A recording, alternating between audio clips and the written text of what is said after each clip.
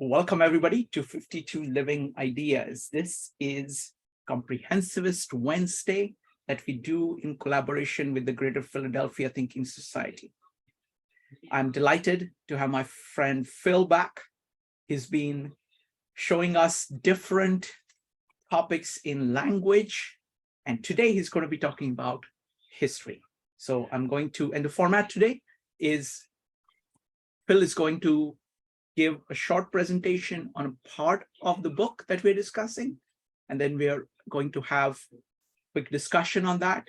Everybody is welcome to participate. Then we'll go to the next section. Okay, Phil, the floor is all yours. Thank you.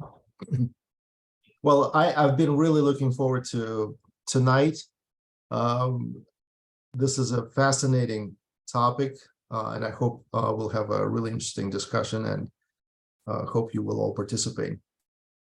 As Shrikant mentioned, we're taking a little bit of a break from linguistics and study of language, but I think you will find that there are a lot of crossovers in these subjects, especially with some of the topics we had covered earlier with mimesis and the idea of consciousness and how it affects poetry, mythology, and I think history. This interesting, controversial, really, I would say, really open-ended subject. I think hopefully will generate a lot of interest and discussion, and you will see some of the kind of the dots that we're connecting with some of the earlier meetups we've done. So a little bit of background. Why are we doing this? Why, what's the interest?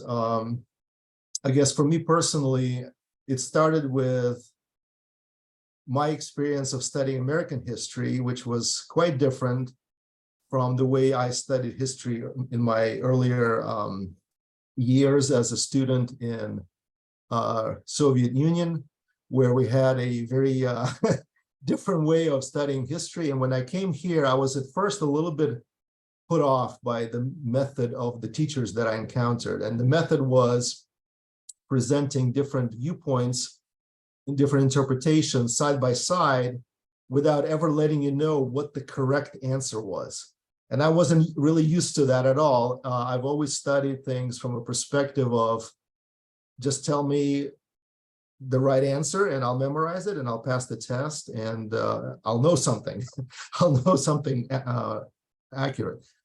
Now, in the study of American history, it was very interesting because the teacher would often pose a question not from a factual perspective, but from a interpretive perspective. For instance, I still remember it, even though it was 20 plus years ago. You would say something like, well, was the American Revolution justified? What do you think? And some students would say one thing and some students would say another thing. And then I would feel like, well, what's the point? What's the right answer? And you would never give it. And I would be left with all of these different theories. Some people would argue one side, some people would argue another side. So some years later, I kind of left this. I've always loved history. And I think most of you here probably are also lovers of history. And we all do, right? Because you can find so much inspiration and wisdom and lessons and so on. And so for all of us who are interested in history, at some point we probably take a step back and try to figure out, well, what is this discipline from a more professional, from a more kind of holistic philosophical standpoint. And Edward Hallett Carr, wrote this book, What is History? And I think it was first edition was maybe in the 60s or a little bit later. He himself is a historian, professional historian, focusing on this history of the Bolshevik Russia and Soviet Union in general, its early periods. But he's just a historian by training, and he wrote this book not about specific things that are under his in his specialty, but just in general, addressing some of the changes of understanding that happened within his own discipline during his lifetime.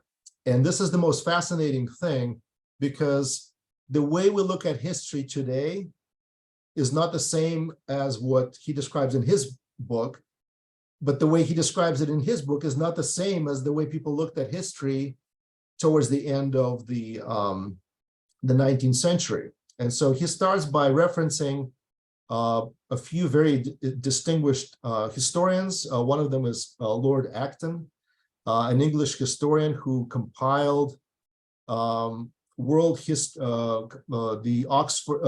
Cambridge Modern History. It was meant to be this comprehensive end-all, be-all encyclopedic treatment of everything that has happened up to this point. And Lord Acton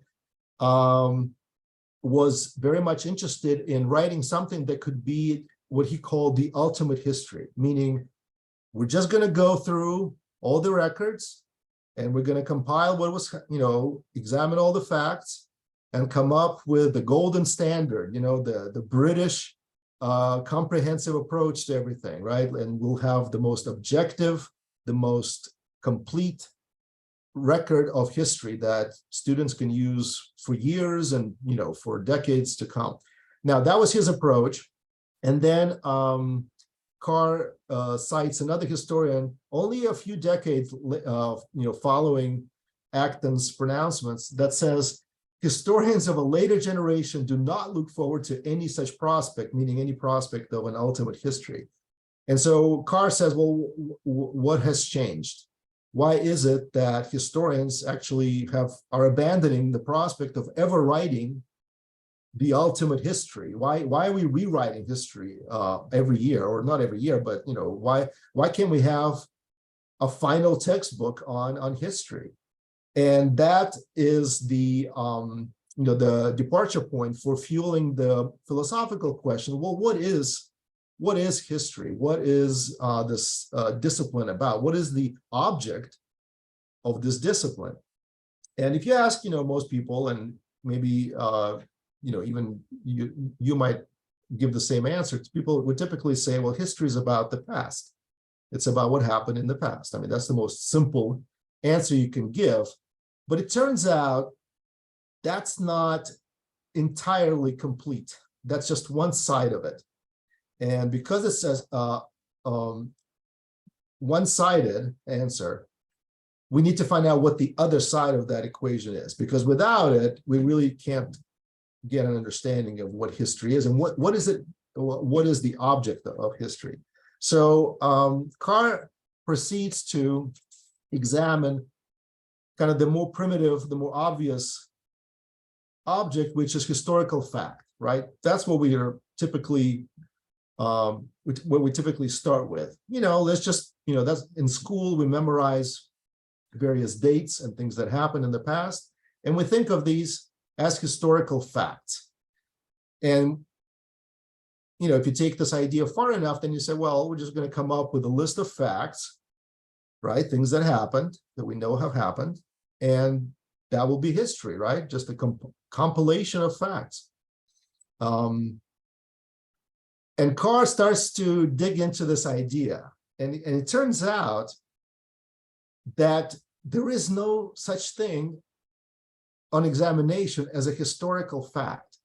And this is kind of it's initially very counterintuitive, because you think, well, wait a second. We just said that history, there's these events, right, with dates and people and places and so on. How come those are not historical facts? Well, they are, but the moment you start thinking about it, you realize that in order for them to become historical facts, somebody had to record them.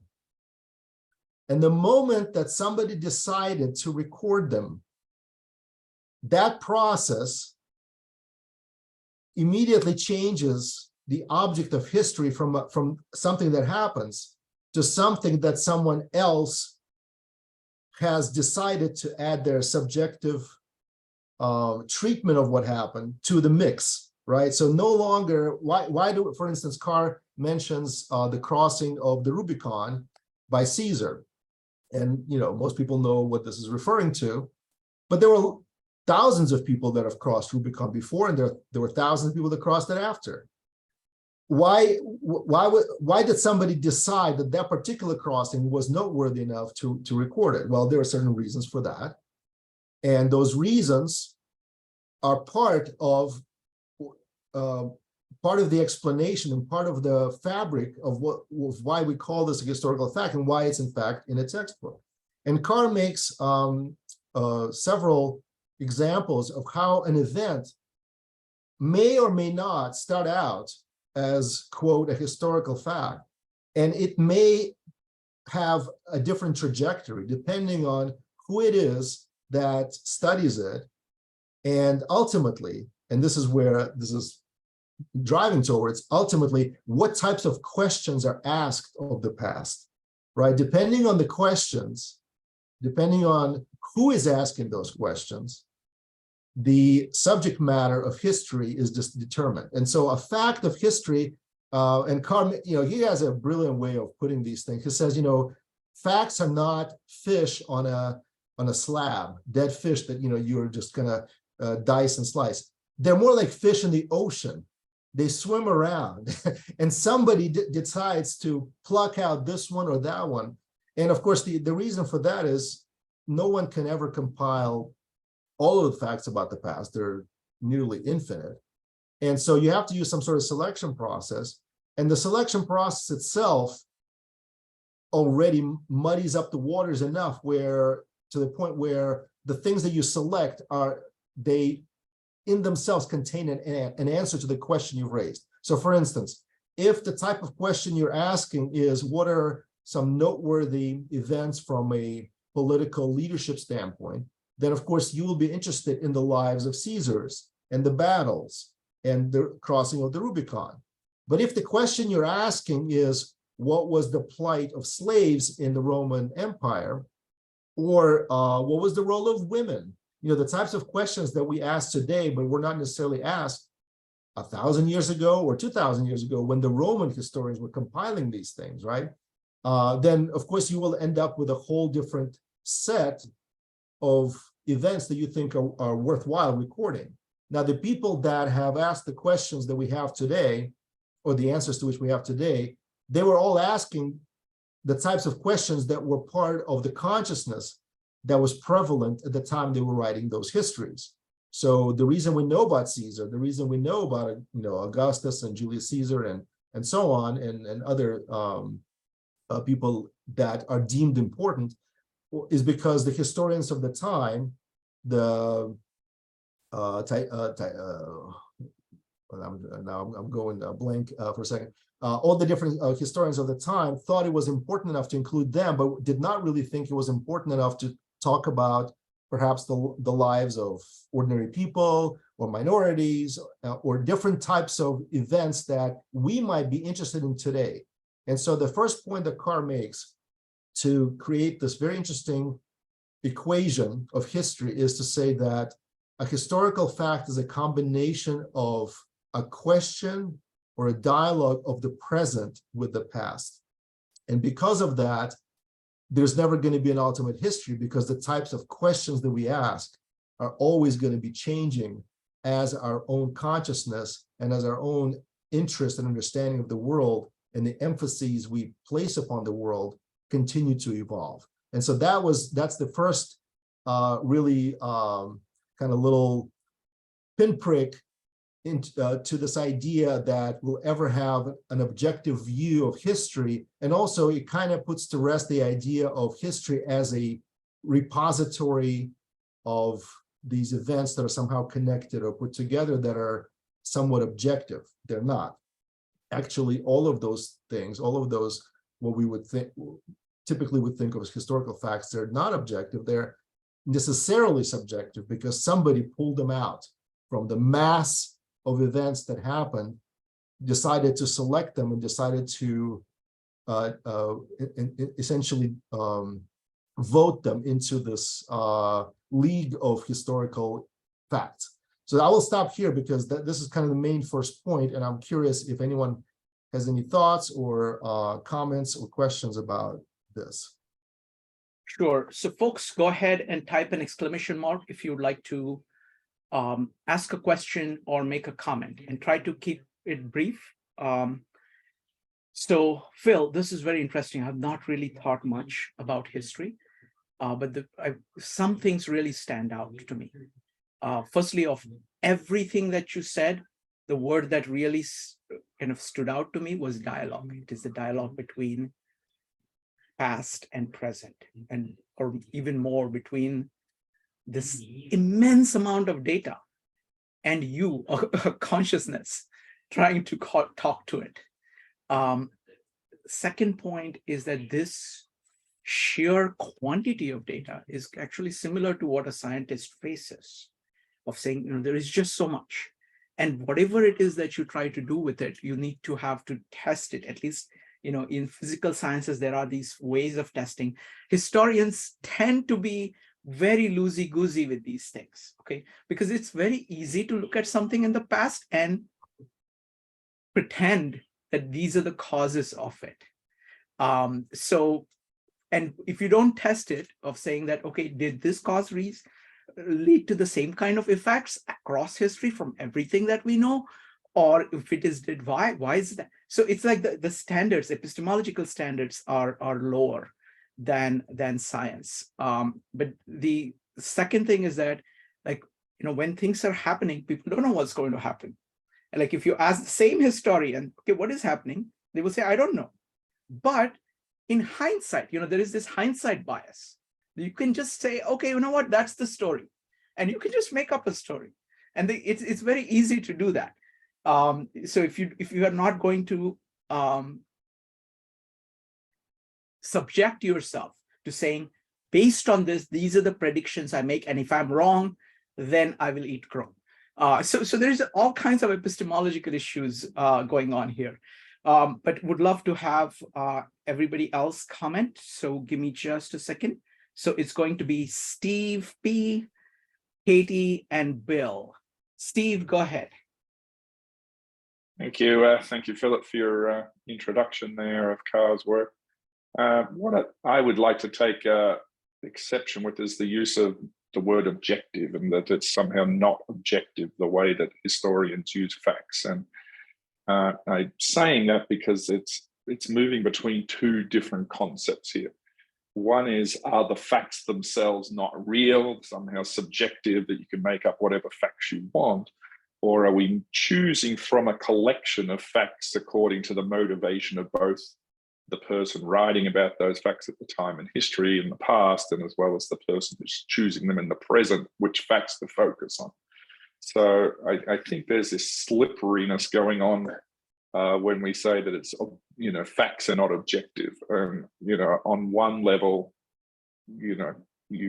Carr wants to say they are objective, that you can choose these facts, that they have substance, they're not ethereal. But on the other hand, wants to say that, obviously it's not an accident which facts are chosen, but both by the writers in the past and in the present. They have a reason for focusing on one set of facts rather than another. And I think in our sort of relativist times that we live in right now, I think it's dangerous to use the word objective. It's not objective and suggest that the facts are somehow ethereal. I'm not sure if that's what Carr meant. Can I respond to that real quick? Please do.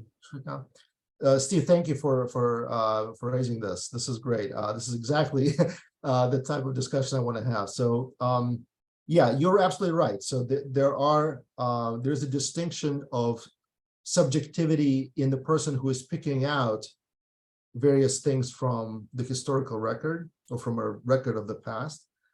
But there's also subjectivity in the things themselves. And this is, I guess, where you were referring to, are the facts themselves ethereal, or can you, nilly-willy change them? And the answer is, no, they're not. You cannot change them. But the things themselves that the historian deals with are very interesting because they themselves are not like a measurement in physics or an algebraic equation. What types of things do historians deal with most of the time? Well, it's documents. Documents who are composed by someone. Documents that either omit or not, or embellish or not, or emphasize or not certain things. And so right there, in this kind of battle with the past, or dialogue with the past, we're faced with subjectivity on both ends. The subjectivity of the person who is writing a history, right? Asking these questions of the past, and the subjectivity of the people that have given us things to work with, the material that historians have to work with. Mostly it's the documents, it's even like we were talking about the histories composed by the ancient Roman historians. Well, they're subjective, right? They're not going to include certain things. They're going to embellish if there's a war. I mean, it's kind of well-known truism that if you're at war, you're going to minimize the losses that you have and maximize the losses of the enemy to make your army and your achievements look good. I mean, it's kind of like ABCs of historical analysis, right? You're always trying to discount those types of things, but they're everywhere. They're not just in records of war. They're not just in the type of material, but they're in the treatment, the philosophical positions of the people that have written these histories. And so the documents, Carr makes a really great example of the German ambassador's like a compendium of his correspondence with various people during Bismarck's, I think it was under Bismarck's or somebody else's in that time frame. And of course, the letters, the correspondence is also somewhat one-sided. And he makes that exact point that you're not going to find things that disparage German government in the German ambassador's correspondence. You're going to have to look elsewhere, right? And when you go look somewhere else, you're not going to find something, quote, objective. You're going to find another person's subjective opinion, and so on. And so this whole study becomes a kind of a duel between our dialogue. Maybe I'm using my metaphors are too pugilistic. A dialogue between the consciousness and subjectivity of today and the subjectivity of the people that have left us these historical artifacts. So I think the point stands that it's not really objective on either side, whichever way you look at it. Now, that doesn't mean you can... But you're still sliding past that point. I mean, did Caesar cross the Rubicon or not? Is that a fact, an objective fact? Yes, right? I mean, whether or not, yeah, absolutely. Choosing to focus on that fact is the subjective element. Absolutely, absolutely, and that's the whole thing.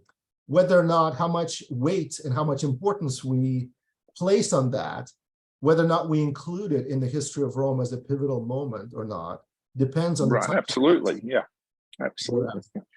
Thank you. Next up is going to be Katie, Bill, and David. Katie. Yeah, I think it also depends, like, well, maybe it's a little bit serious, but if you were to think about like Hitler, the focus would be on all the details of his life. You wouldn't leave anything out. You'd be like, where did this happen? And you'd be interpreting in terms of a later event versus someone like Michael Phelps for swimming. You probably don't care whether he likes ice cream or not. Be focusing on his swimming feet. Like, so the focus of it too, like what you're kind of focusing in on is going to be very different depending on who you're writing about. Yeah, that, Katie, thank you for that.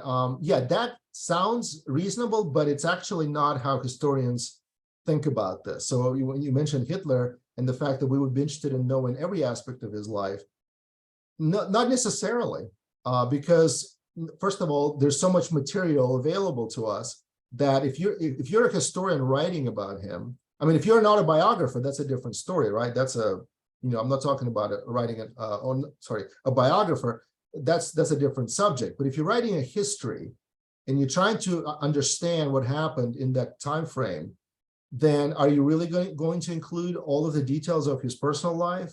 Are you going to include all the different things that perhaps didn't go into the political aspects and public sphere of his life? So, and then even within that, what are you going to focus on? You can focus on the military aspects, you can focus on the social, political, there's just economic policies, there's just so much, even within that one person, that you necessarily have to make these types of decisions, and the decisions are determined primarily by the thesis, the type of question that you have in your mind. What are you really trying to answer, right? Because we don't try to answer everything, which we, or at least historians don't. When professional historians typically have some sort of thesis that they're trying to formulate, and then they go into examining the evidence and different records and so on, and their thesis changes as they examine it, and they ask a slightly different question, and they then keep, and it's kind of this back and forth process of the dialogue. But regardless, whenever you're writing something, you necessarily have to omit things, because otherwise, if everything is important, nothing is important. So you have to use that selective criteria for things that you are going to omit just because they don't fit with the type of question you're asking. Thank you. Next up is going to be Bill, followed by David. Bill. Thanks. I want to say something about the selection criteria that historians use to select facts. I want to suggest the main categories that selection criteria fall into. The first category is which cause of an historical event they want to prove was a cause. Most historical events have multiple causes, in the sense that a single historical event has multiple causes. And so depending on which of those causes of the event the historian wants to prove played a causal role, he will select different facts. So that's the first category. The second category is which effects of a single historical event the historian is trying to explain. For example, the French Revolution between 1789 and 1792, when the war started, was 3 years of revolution that had a lot of effects on a lot of different outcomes. And depending on which of those outcomes, effects of the revolution the historian is trying to explain, he will select different facts. So both of those first two categories are about explanation, when the historian's only goal is simply to explain either the causes or the effects of an event, without any other goals besides explanation. Okay, the third category of selection criteria pertains to first explaining an historical event's causes or effects or both, and then the purpose is drawing a lesson. And depending on which lesson the historian is trying to draw from his explanation, that will affect which facts he selects. And lessons to be drawn usually fall into two categories: explaining why things went well for historical actors in an historical event, to learn lessons about what to repeat from their behavior, and lessons about what went badly for historical actors in an historical event and why, and therefore drawing lessons about what we should avoid doing to avoid suffering their fate again. So those we've got three categories so far, but then starts to get interesting. We get into a fourth category, which is the unconscious assumptions that historians make, which can drive their selection criteria in ways they're not aware of, because they're not aware of their assumptions. And so those assumptions could fall into at least two subcategories. One is unconscious assumptions that historians make about the historical actors' mentalities that were driving them to behave in the ways that they behaved. I'll stop there with categories of unconscious assumptions. There are other categories of unconscious assumptions, but then the fifth category of selection criteria are selection criteria that are designed to avoid the mistakes that result from the fourth category of unconscious assumptions. The fifth category is kind of corrective conscious assumptions that historians make explicitly and test on historical evidence, assumptions about the historical actors' mentalities that was driving their behavior. And in the last 100 years or so, historians have gotten much better at being aware of their own assumptions about historical actors' mentalities, and being more explicit about their own assumptions, and testing their own assumptions about historical actors' mentalities on the historical evidence. So I'll stop there. Thanks for listening. Bill, thank you very much for that. This is in some ways anticipating some of the subjects that we're going into with Carr in the later sections, but this was great. Thank you so much for kind of putting it all together in a nice nicely done. Thank you. Thank you, Bill. Next up is David. David, go ahead. Well, to take up Steve's point about facts, the problem is we've often got rival facts. I mean, the facts we've got when it comes to ancient history, the inscriptions, chronicles, annals of the elites put up. So you can have rival facts of two different nations, kingdoms claiming victory in a battle, which is a problem between the battle between the Egyptians and the Hittites in Kadesh in 1275. Both sides claimed victory. And we've got the facts that we've got, the claims made on the whatever it was, the inscriptions or the chronicles. So how do we decide between the rival facts? We have to send in more historians and archaeologists to start digging up to see which culture predominated after the date. In the example I used, the archaeologists decided it was a stalemate. They exhausted themselves, both sides, and that was 1275. Then they found out in 1260 the Egyptians and Hittites formed a treaty, and 15 years later the Egyptian pharaoh marries one of the Hittite princesses, and that particular pharaoh was Ramses II. 1245 he marries her. Anyway, but that's just what they managed to ascertain. But as I said, rival facts, when the facts are just the records of these elites who don't like admitting that they lost the battle. Thank you. Next, go ahead, Phil. Yeah, that's exactly right. So we, and this is why, to me, this doesn't make history less interesting. It makes it more interesting, because if it was just about, memorizing, particular events that somebody else has thought of as important, and perhaps drawing some connections between them and so on, that's one thing. But to realize that history is not about the past, I mean, that's just one side of that coin. The other side of it is the present, and without the present, there is no history. That's the real. What we really need to understand. And this is what really Carr drives home, is that without the dialogue, without the question, there is no fact. There is no historical fact. The saying, the famous dictum, facts speak for themselves. And of course, it's not true. They do not speak for themselves because they're dead. When they only speak when the historian asks them to speak. And that's the selection process that we were just talking about. That's what Bill was just expounding with the different selection criteria for. But the facts lie there dormant until somebody decides to ask a question.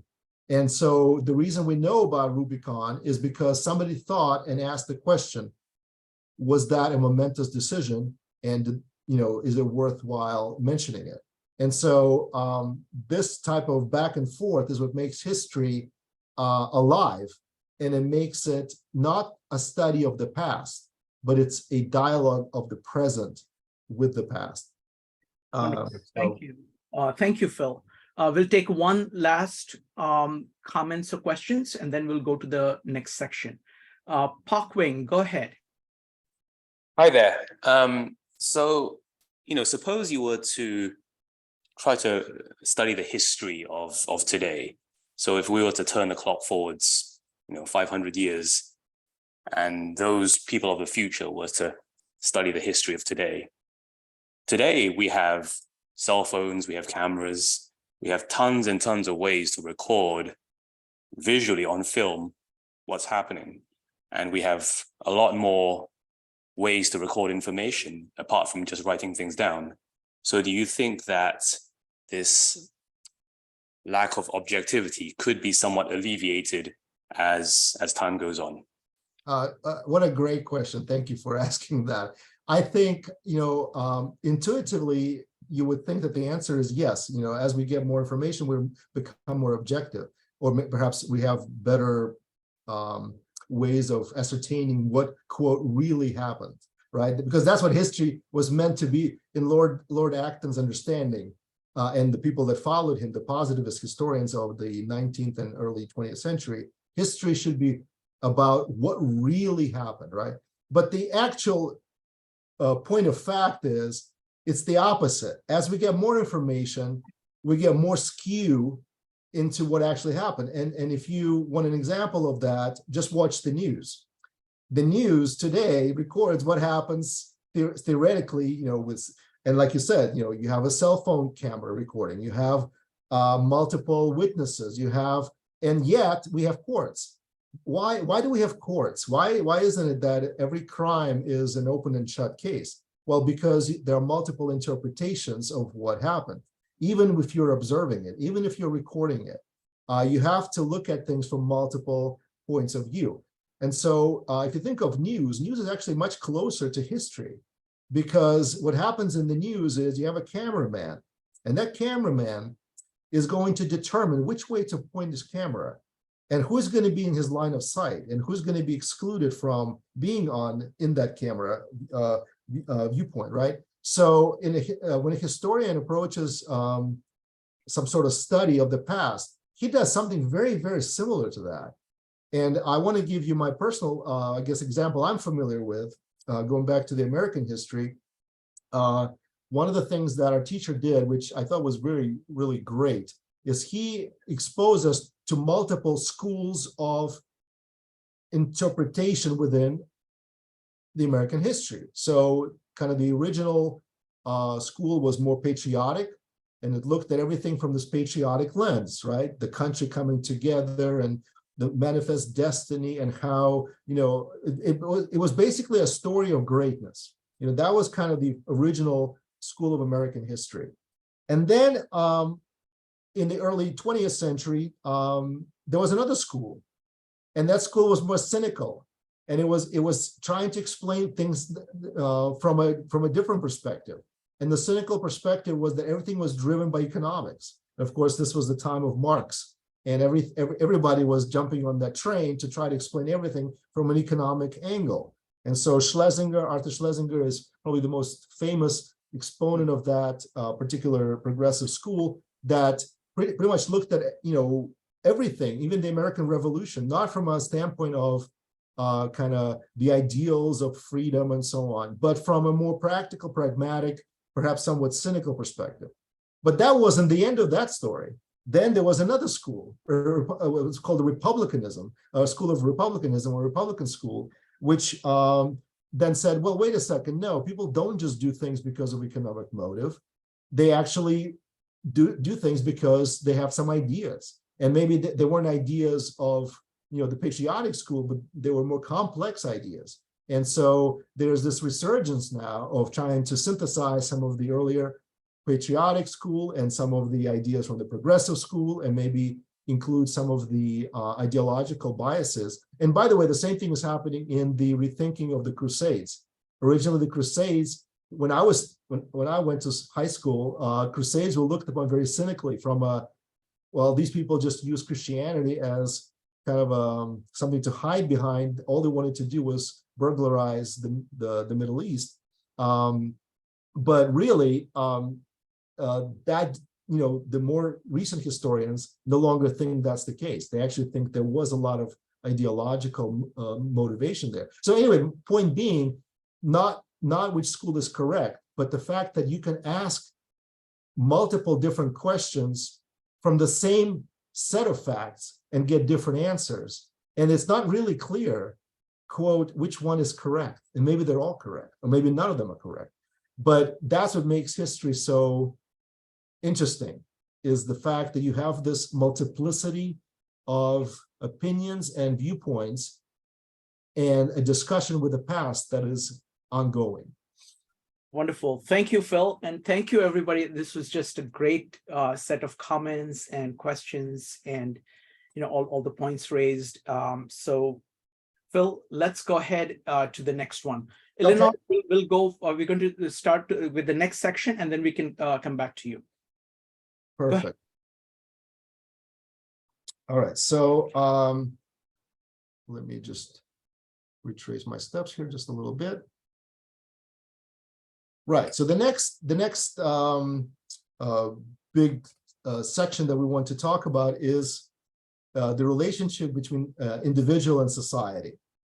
And of course, in history, it comes out as the following question: is history really about these individuals that drive, the progress forward? Is it about the Lenins, the Stalins, the Churchills of the world, or is it about society as a whole?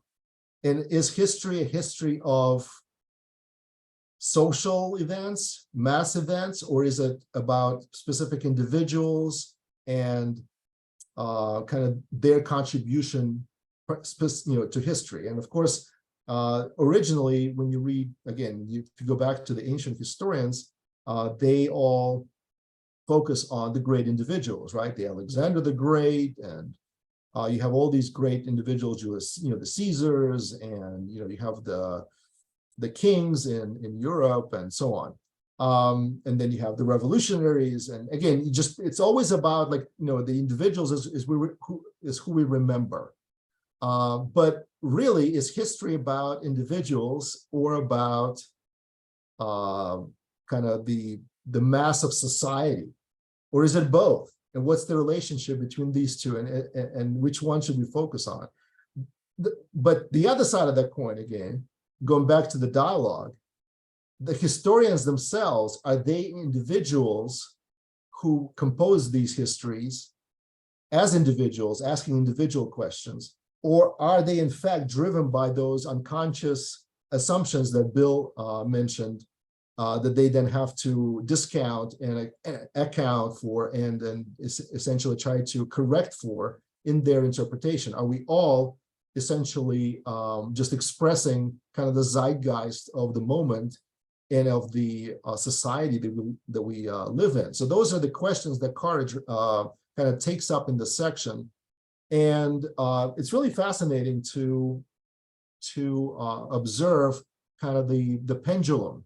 The pendulum really swings back and forth depending on the fashions of the day. The emphasis is either going to be on the individual or on society as a whole, and less on the individual. So today, I think we tend to focus on societies and groups within society and so on, whereas maybe towards the early 1920s or just the early 20th century, the American history and just kind of the outlook was much more individualistic. And so people focused on the great leaders. And so out of that tradition, of course, we typically tend to focus on, again, the presidents, the leaders of countries, the leaders of, the generals, the MacArthurs, and, so on. And less so try to understand societies and the masses of people that have necessarily contributed and went along with whatever policies or whatever actions were instigated by those leaders. So Carr takes probably the more, I guess, I would say, reasonable or nuanced approach, where he says it's a silly question. No man is an island. You can't separate the individual from society. And so, yes, there were individuals. Yes, the history is a history that is rife with these heroic individuals, but individuals, you can't separate them from society as a whole. And so they express essentially the most sort of salient movements and accents of society at that point. And so when you talk about Marx, well, what if there was no Marx, right? Would we still have the same ideas? And the answer is probably yes. Maybe they wouldn't be enunciated as clearly or as eloquently as they were enunciated by Marx, but we probably have some kind of enunciation of the idea of the class struggle and so on. And if there was no Lenin in Russia, would there still be a Russian Revolution? Perhaps. And this is where we get into the causation, right? And the whole question of that. But the idea of the individual versus society as a whole is a question of how much are individuals molded by the environment and society that they live in, and can they ever step outside of it? Carr does not think that we can. I mean, that's his position, is that, in fact, history, insofar as it is history of society and individuals in society, is dealing with the same thing. Whether or not you look at individuals or society as a whole, you're looking at the same thing. And that's kind of the, I guess, the position that he takes. Now, when it comes to the historian who's asking those same questions, it's even more fascinating, right? So we talked about, I think Bill again mentioned some of the unconscious assumptions that go into a historian's thesis. And Carr makes really good examples of that.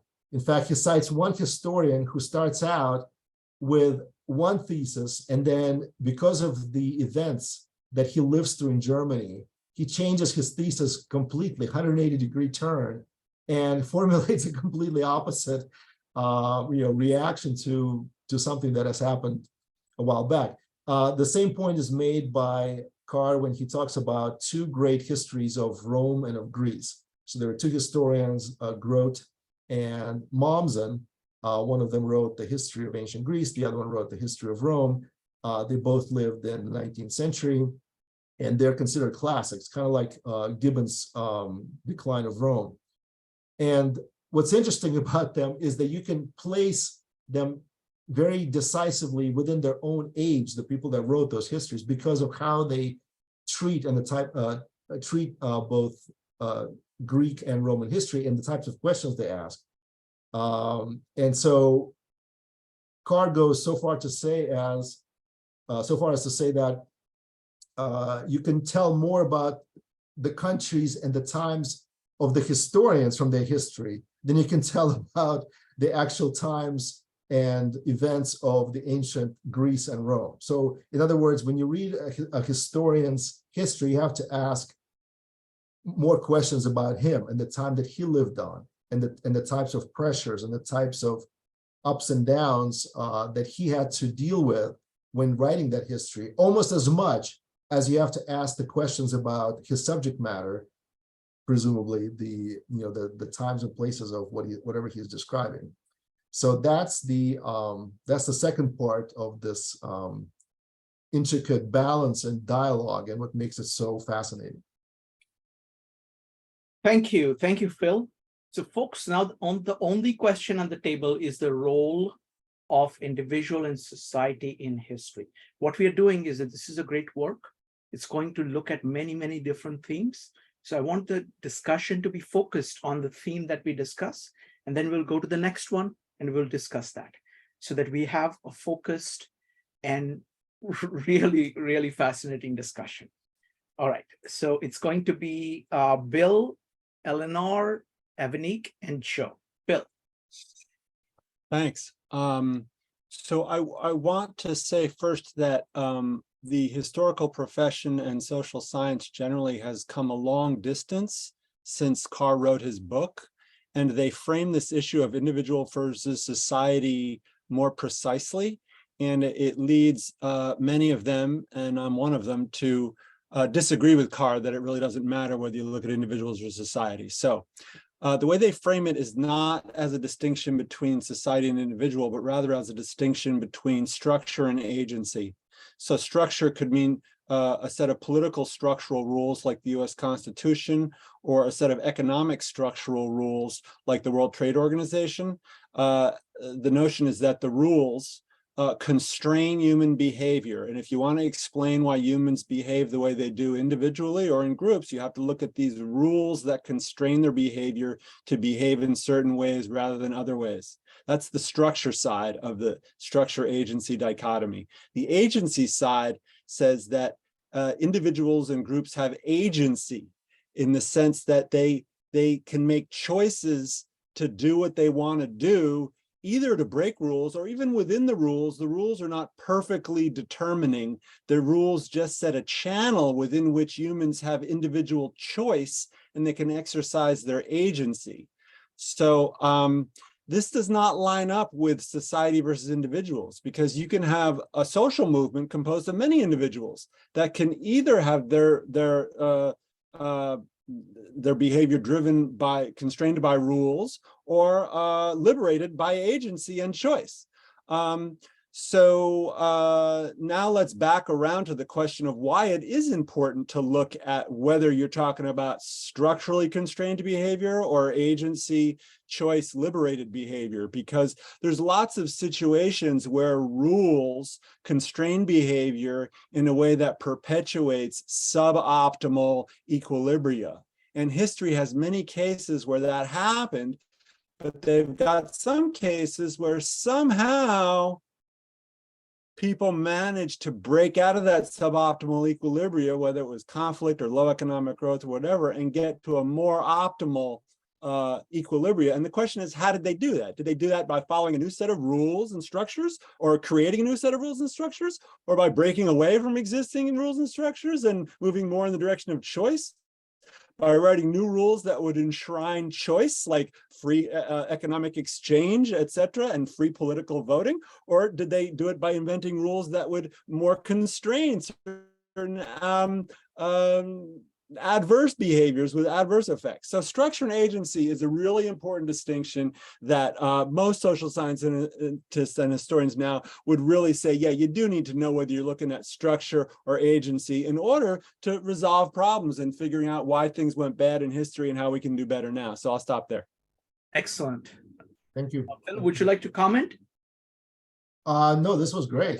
This is fantastic point, Bill. Yeah, Excellent. thank you. Thank you. You're putting that's like one of the another kind of axis along which you can look at everything. So just beautifully done.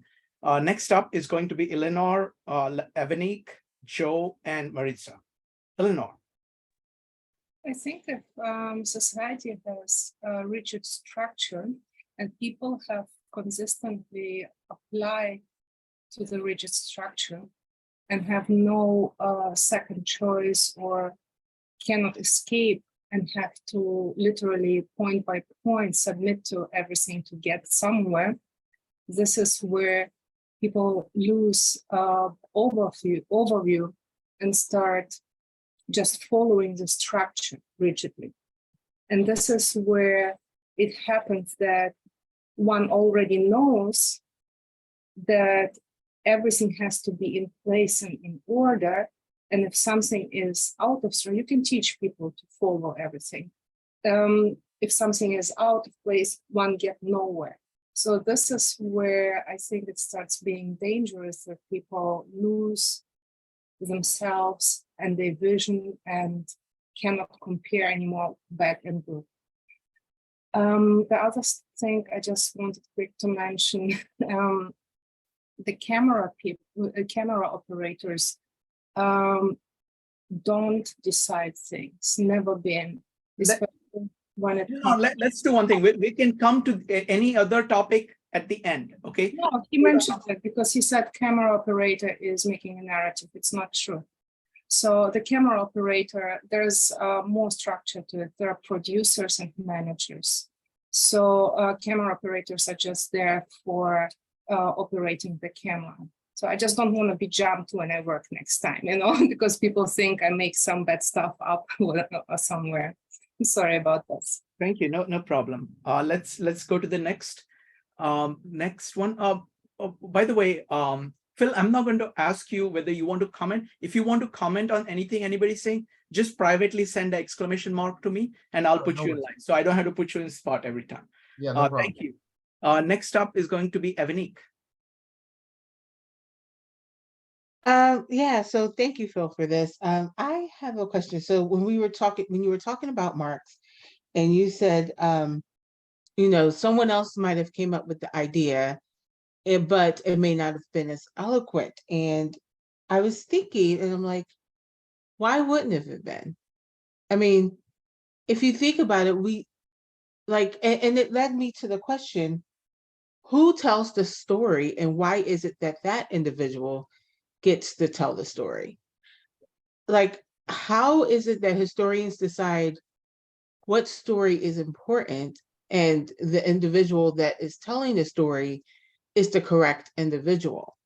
Because somebody decided, I mean, I know Marx was influential in his time, and that's probably how he got to tell the story. But if you think about it in present tense, if you were to go back and be in present tense where Marxism was, like, why was it Karl Marx that got to tell the story and not somebody else with the same ideas? Like, what had to happen in terms of society and in terms of power structure in order for that person to be able to be the voice of that story? And why is that person more well known than someone else that might have told the story better, but we would never know? That's my question. So wait, can you rephrase that? I'm sorry. No worries. Why question? Why did it happen to be Marx and not someone else? That's all. Or just in general, like Marx is the example you use, so that's what the example I went with. But like, really, if you look at modern day society, right? Who's going to tell, like, what story is a historian going to tell? Is it going to tell the story of Donald Trump? Is it going to tell the story of Joe Biden? Is it going to tell the story of the Democrats? Is it going to tell the story of the Republicans? Is it going to be America, pull yourself up by your bootstraps? Is it going to be America, the bully of the world? Like, who's going to decide what individual or individuals tell story is the story that should be told? Right. Well, I hope from what we've said so far, the answer is that there is no correct answer. And the person who decides is the person who asks the questions. And because the questions are asked by different people in different times, the types of answers and the types of heroes and the people that are, I guess, put on the forefront or brought to the forefront of a particular history are going to be different.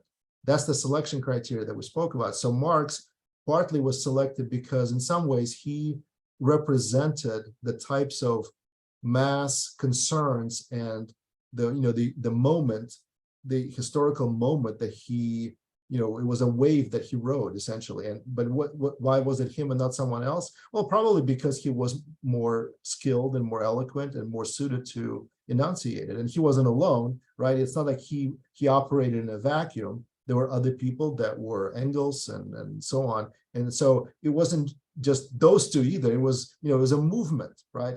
The specter of communism was haunting Europe because Europe was going through all these economic upheavals, the aftermath of the Industrial Revolution and the urbanization and so on. So there were a lot of reasons. And by the way, but what's great about your question is this comes back to this idea of, is history about these leaders, these particular people that we know, right? Marx and so on, or is it about the fact that the only reason we know about Marx and the only reason we know about Lenin and so on is because there were these million-strong movements in society that essentially it was like a wave that, and they just surfed to the top because it was an enormous potential hidden under the surface of anonymity. And this is what one of the points that Carr makes is just because we don't know the names of a million other people that were kind of behind the movements in history doesn't mean that they weren't there. We just know a few people by name, but we would never know their names if it wasn't for the millions that kind of underlie that. And so, the only reason we know about Donald Trump or Biden or anyone else is because there are millions of people that organize themselves or are organized by other groups and other structures that that put them into place. And this complicated, complex interplay that happens between individuals and groups in society, that's what kind of determines it. And it's not at all deterministic. But the types of questions that we ask will determine whether or not Marx is included in a particular history that you write. Maybe he won't be. Maybe there'll be other people, right? Maybe there'll be a woman and not a man who is, going to be included versus him. Wonderful. We'll take two more and then we'll go to the next section. It's going to be Joe and Maritza. Joe. Yeah. So my comments are going to be similar to Bill's in the sense that it is going to refer to agency since we're talking about the individual and the idea of free will. So there was a historian named Henry Thomas Buckle, I believe. And basically he said, we have the natural laws of the universe, and that the individual basically has no autonomy. So it's all about the collective, whatever story that you're eventually going to be able to tell. And this is, from what I understand, the move led to the positive movement, is it, for as far as historians are told, where it became much more scientific and technical approach to telling the story of history. And I'm just curious as to know what was gained or what would be lost in such a way of approaching history. And if you don't have an answer right now, that's fine. But it is interesting to think about it when you start to look at it from a very scientific perspective, as opposed to kind of looking at it from a more poetic one. The question is, just to understand, what will be lost if we looked at history from a kind of a deterministic standpoint, that everything is and just essentially through just scientific again, right. No, I think I understand the question. Okay, so this is interesting, right? Because again, it focuses on one side of the double-sided coin. It focuses on things in the past as if they were something that was fixed. Now, unless you're talking about determinism from in the person that's asking the question itself, right? Because again, you have to think of things happen in the past, were they deterministic or not? That's question number one.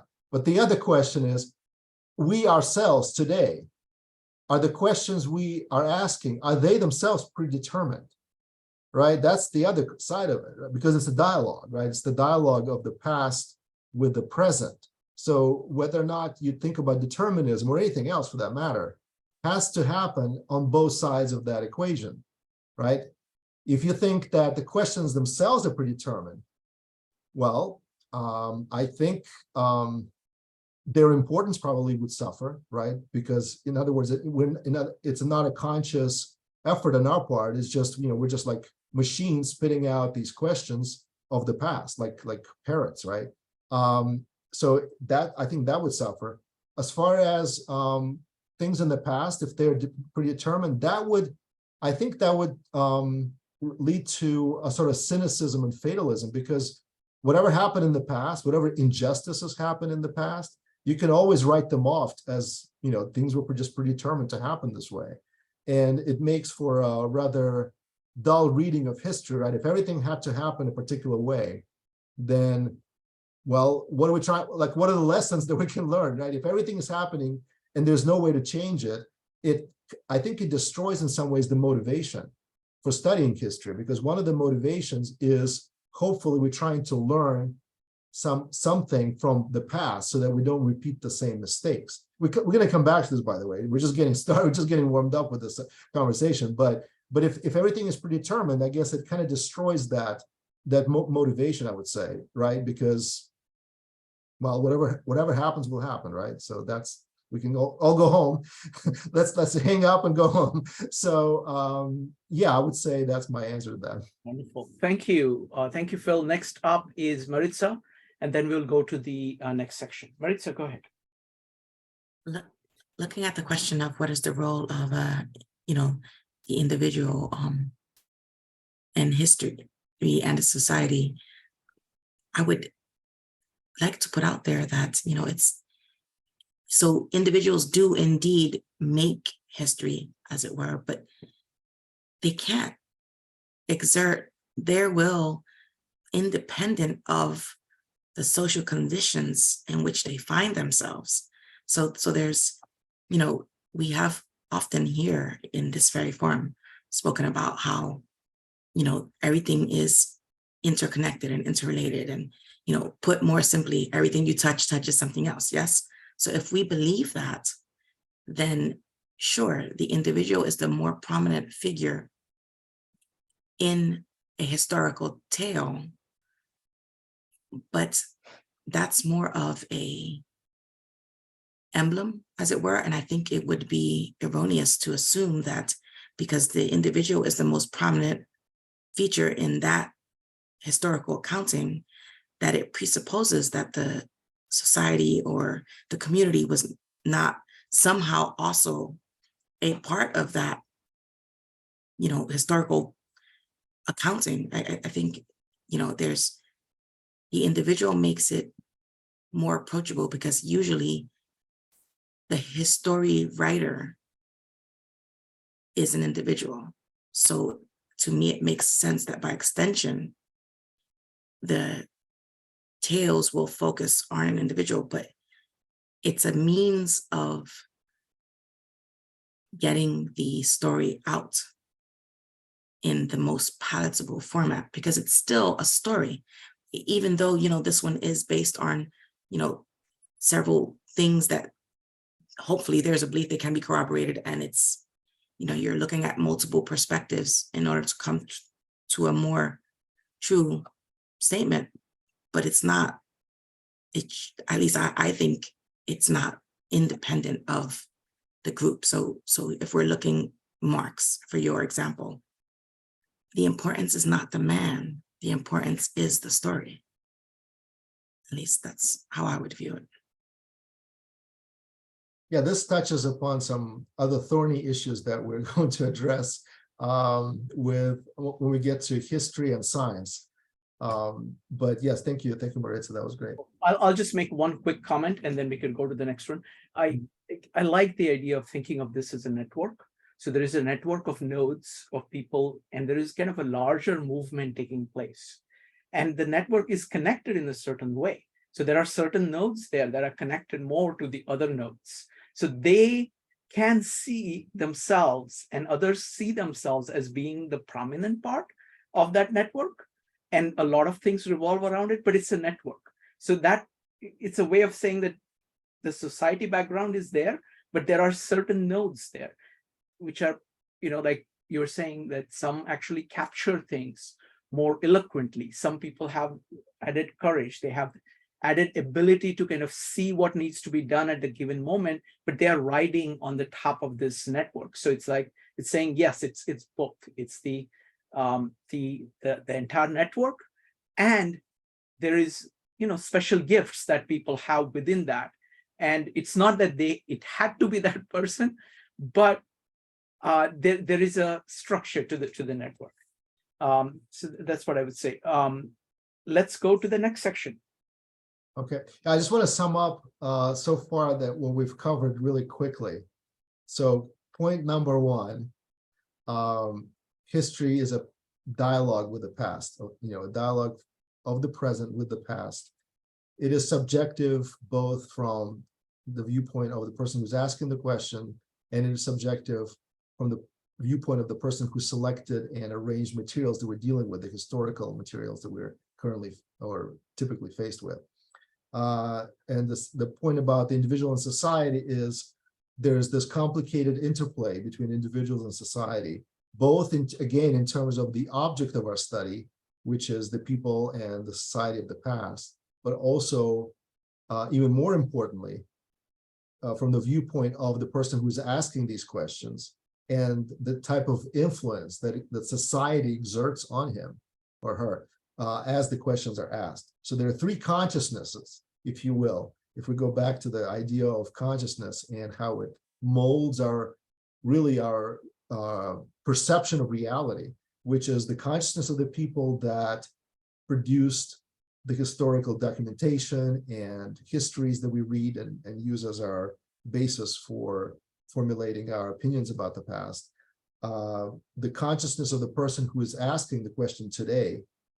And thirdly, the society at large on both ends that have molded and have interplayed with the individual who is asking those questions. So as you can see, it's much more complex than just studying, things in the past. It's psychological, it's sociological. There's just all kinds of things that are at play here, which makes it so interesting, right? To study history, because it's a study of, it's like looking in the mirror in some ways, right? We're examining ourselves when we look at read history and look at what happened, and also read interpretations of history. So the next point, I just want to give you feedback. Mm-hmm. I think this is going extremely well. the way in which you're putting things down, the way in which people are raising all kinds of issues and how we're dealing with it. It's wonderful. We don't need to hurry. We'll do whatever we can, and we can always, add another meetup at another point, continuing. So we'll finish whatever we can, but I think everything is going well. Please go ahead. Okay, great. So the next section deals with the question of whether or not history is a science. This, and I have to say, all of these to me are open questions. There is no right or wrong answer. These are just the questions to be aware of. And in the spirit of our discussion, I think what should emerge, or the principle that should emerge, is that the questions are more important than the answers. And it's when you think about history, it's really more important to understand the types of questions that we should be asking about how it's conducted, what is its object, what are the implications, what are the sort of the subjectivity, not requirements, but the necessary subjectivity that's involved, and so on. And in this particular instance, it's the same, right? When we talk about social sciences, the jury is out. I mean, the jury's not out, right? It's an open question. The debates have gone on back and forth, and they've been raging for decades now, and I don't think they'll ever really conclude on anything, but at least it's important to be aware of the types of discussions that are happening. So what is exactly the problem? Well, the issue is, we have natural sciences, and they've had tremendous success in improving our well-being. Nobody's going to argue with the types of technological progress we've made and how it's improved our lives in tremendous ways. Also has some downsides, but mostly been positive effect, I think most will agree. So historians looking at that, and other social scientists looking at, have tried to incorporate a lot of the methodology and a lot of the tools that are used in exact sciences and natural sciences. And today in economics, sociology, you have a lot of sort of very advanced mathematical, statistical, and so on, different tools that are being used to answer various questions. However, philosophically, there are some issues with firmly putting history in the same camp or in the same classification as the exact sciences. I think it's important to understand why it's such an issue, why it's important in the first place.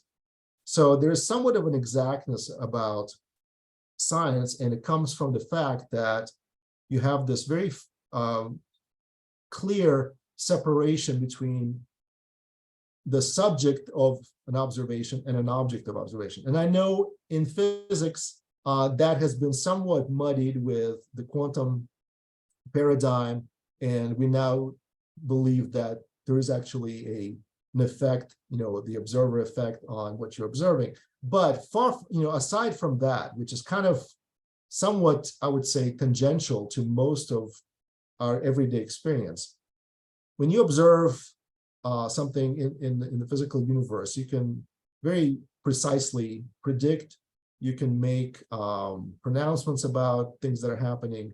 And most of our technology is built on this very solid or a practical idea that you can predict the way things will turn out. If we didn't believe that, we wouldn't be driving cars, we wouldn't be going into subway, our cities would not have electricity, and so on. Basically, everything around us functions because we think we understand how natural world works, and there's some predictability and some very useful what we call laws or principles of behavior that we can count on.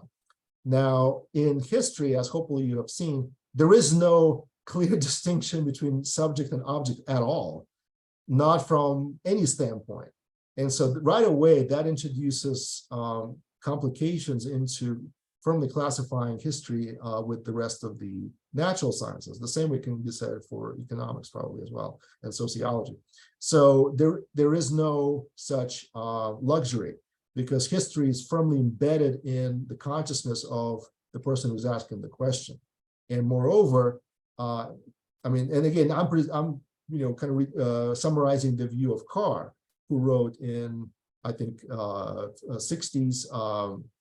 But since then, with postmodernism, the I guess the view on history and interpretation has become even more subjective and more relativistic, where some believe that there is no one correct history. And in fact, you can have multiple histories, multiple causal chains built just about anything, and all of them will have some validity. So with that said, it's pretty difficult to classify history with the rest of the natural sciences. The second, and Carr makes additional points that he wants, that he lists as some of the difficulties that he wants to address, and he tries to address them. And I feel like while he tries to do it, he doesn't really succeed very well. But I'll enumerate some of the other objections that people have to classifying history with the rest of sciences, and then we can kind of take them up one by one. So the first one is, I already mentioned, this idea of objectivity versus subjectivity, and the fact that there's no clear separation of the two in history. The second part is, or the second objection to that, to classifying history as an exact science, is the fact that history deals with what's unique, not what's general, and what's incidental, not particular and incidental, not with things that are repeatable in general, like like physics or chemistry, where you can repeat things over and over. And therefore, you cannot really derive any general principles from history or from study of history. The other, another objection is that we all talk about learning from history, but it appears that we're actually not learning, and that the only, as someone famously said, the only thing we can say for sure about learning from history is that that never happens, or something along those lines. So basically, that the learning from history is a nice ideal, but it actually in practice it never happens. Another objection is historians have never been able to predict anything. So in other words, we're only looking at past things that happened in the past, but our understanding of the past doesn't give us predictive power to be able to predict anything in the future, which is one of the kind of hallmarks of all the the natural sciences. We're precisely because we're able to predict things, we're able to then control them and control our environment and build technology and so on. Whereas historians are not able to control or not able to predict, and therefore it's dubious whether or not we're on the same footing here as the exact sciences. And finally, the objection is made that history is in fact predicated on questions of value and judgment.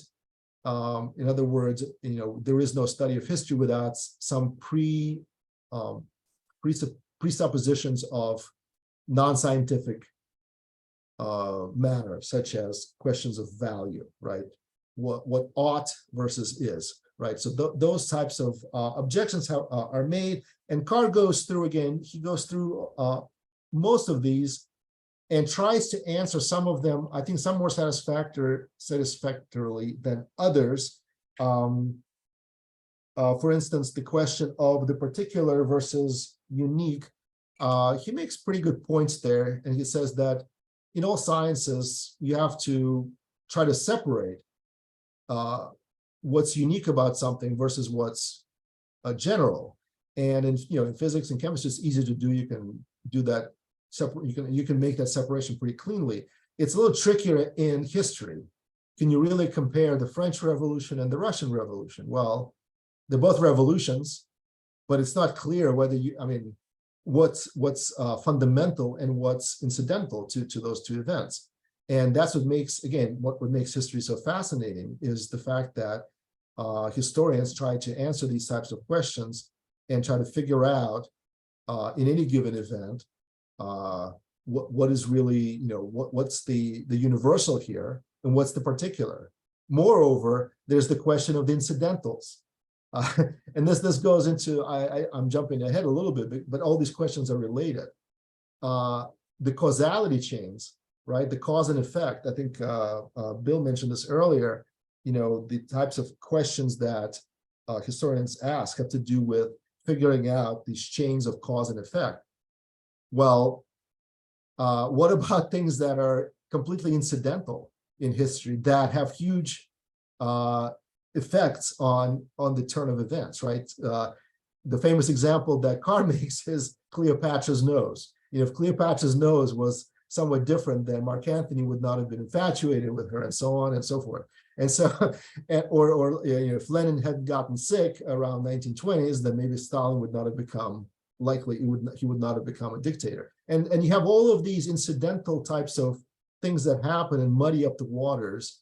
And it's not clear how far you can take the lessons of history if history is constantly predicated on a lot of these events that are seemingly random.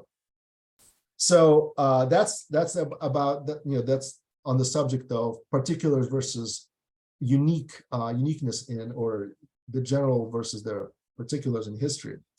On the question of the lessons, well, again, Carr kind of bases it on this point, the earlier point about generalization. So if you're not able to make generalizations in history, then of course you will not be able to draw any lessons. So that's that's really the foundational question. Are we able to draw generalizations? Are we able to draw some sort of principles from history?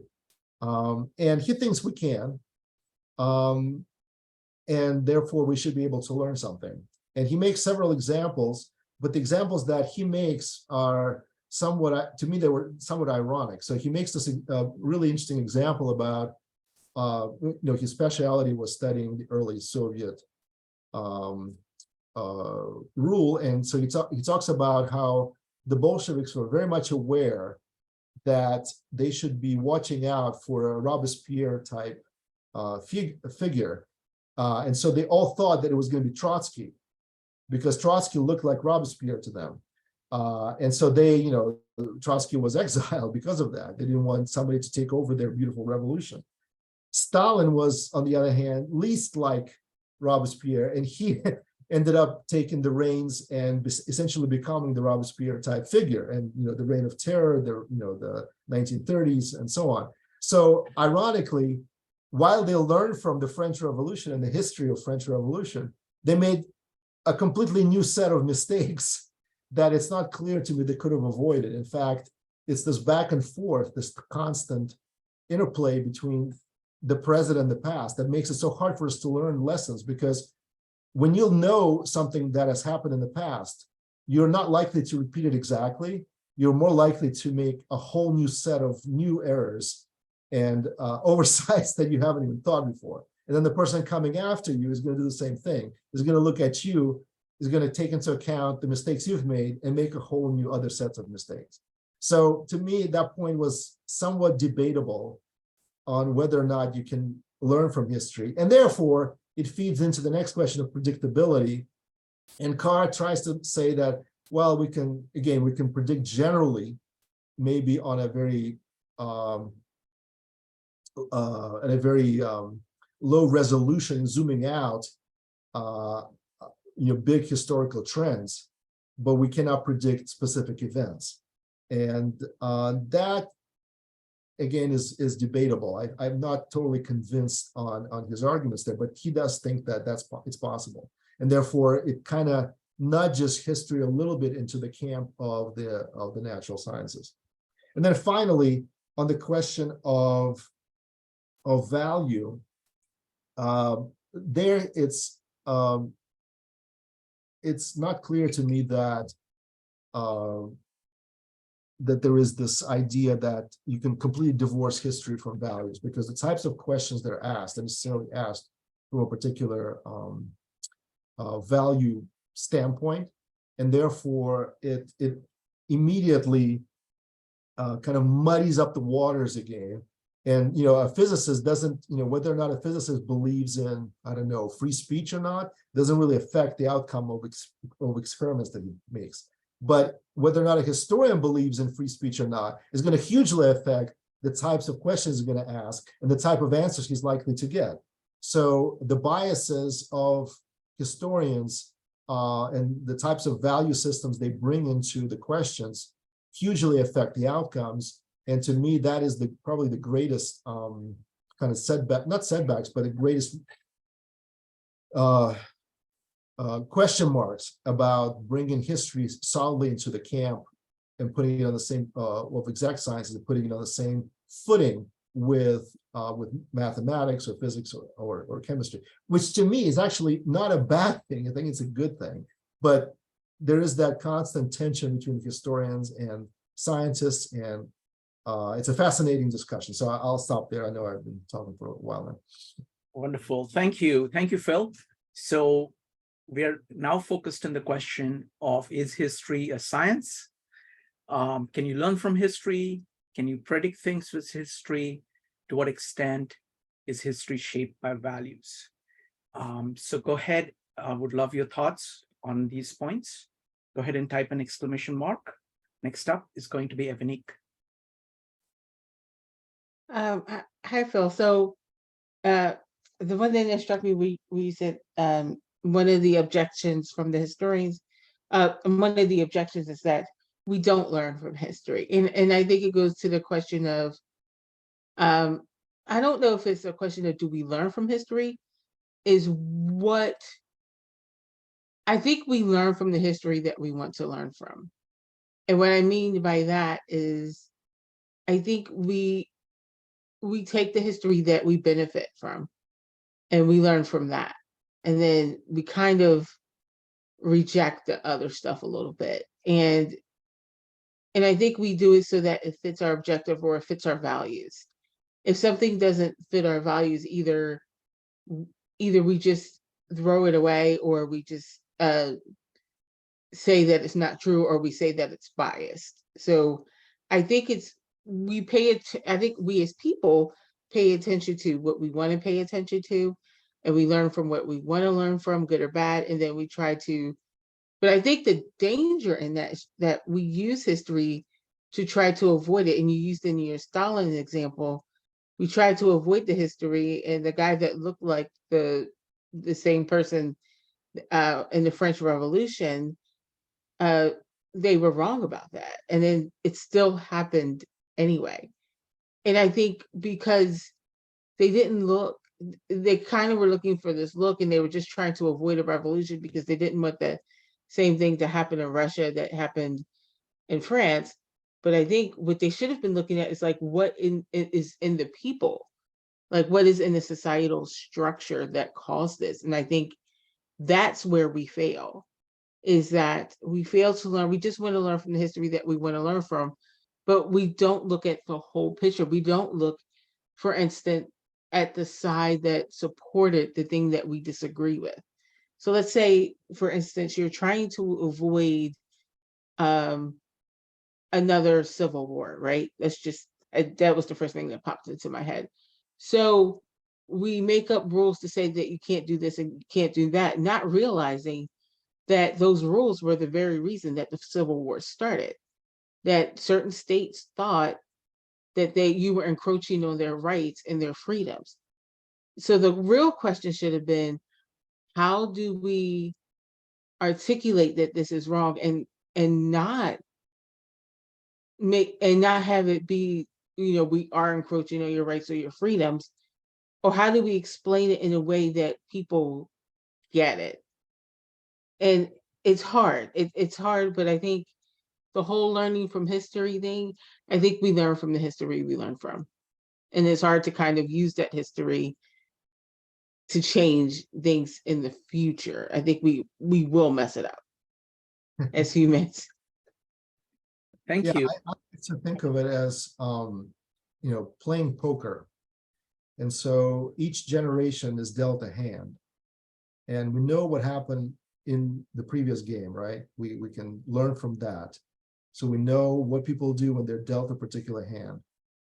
But another generation that follows us and plays another hand, they know what happened in our game. And so they learn from that. And therefore, they're not the same. They're not going to repeat the same mistakes, but they're going to play differently. And they're going to make, like I said, they're going to make different mistakes. And it keeps going. Now, so in one sense, we are learning, but we're making new mistakes that we haven't accounted for. And that's what makes it this idea of learning from history a little bit tricky, because the players are not the same, and more importantly, the information is not the same, right? We're constantly gaining new information about what happened in the past. We're learning from it, but it's a two-way street, because all the players now have new information. They're not going to play the same way, and therefore, which makes politics and history so unpredictable, is you know what happened before, given the same set of capabilities and kind of the same chessboard, but it's not going to happen again, because everybody knows what happened before, and so it keeps going like this, and in some ways interesting, right? Yeah, and the chessboard is not the same if you think about it. Thank you, Evanik. It's like everybody's trying to fight the last war, and it never works. Next up is going to be Joe, Eleanor, Maritza, and Allison.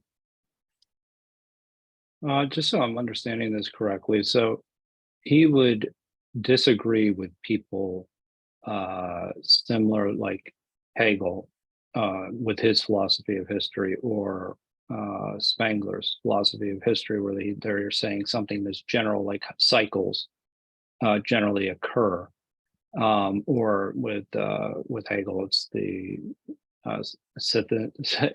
antithesis, thesis, and synthesis.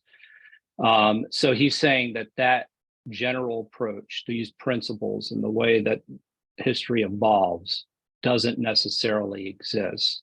And is he disagreeing with those philosophers and how history evolves?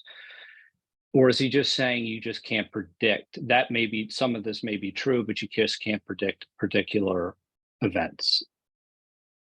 All right, so, okay, there are a couple of things here. So one is on the direction of history, and that's a whole section that he deals with separately, the idea of progress in history. And so he does believe in progress. In fact, that's kind of, to him, that's one of the necessary, one of the prerequisites for being able to ask and study history is belief in some sort of progression. If history is just a cycle and we keep going in circles, kind of like what the Greeks believed, there is no directionality. It's just we're going from kind of the golden age to iron age, and things are getting worse, and then things explode, and then we start all over again. Then history, studying history is kind of pointless, right? If we're just going in circles. So he doesn't believe that, and that that's Spengler's idea. I don't think he espouses that necessarily. I mean, Spengler just talks about cycles for a given civilization. So it's possible that there's directionality when you look at world history as a whole. With Hegel, there's definitely a directionality. There's definitely the idea of progress, but Hegel adds this mystical world spirit that kind of drives us all to the increase of liberty for mankind. And Carr actually makes a point about that. And the point is, if you introduce those types of mystical forces, well, forget science. I mean, we're definitely talking about something else here. If we're introducing what he calls Deus ex machina, God, kind of the God device, right? That you can summon at any point to kind of rescue you when you can't explain things from a kind of a naturalistic standpoint. So he disagrees with Hegel there. As far as causality goes and direction, yeah, there's definitely, I think he believes in causality. I think he believes he can make general predictions, but not specific. And he also, I think where I disagree and where I personally diverge from him is this. He says, well, you can't really make predictions in science either about specifics, but the kind of predictions you can make with science and the kind of predictions you can make with history, they're just on two different levels. We can make very precise predictions in science, and that's why it's hard sciences, and that's why there's this dichotomy between social sciences and hard sciences, is you can make spectacularly precise predictions about scientific world. And the reason probably is because we have an object-subject separation in physics, chemistry, and so on. But in history, there is no separation. In fact, the two are vitally intertwined, as hopefully we've seen, where the very questions, the very facts that are summoned depend on the person that's doing the research, the person that's asking the questions. And so how can you predict, how can you make predictions about things that are, you know, subjective, number one, and two, there is this constant interplay between the information that has, you know, that we have, which is constantly increasing, and the generations that are following that learn from that information. It's like, you know, like that poker game. It's never the same. Even though we have the same cards, we're dealt the same, you know, people are somewhat similar and so on. There could be some principles, could be some general movements of society and so on. The situations are always unique.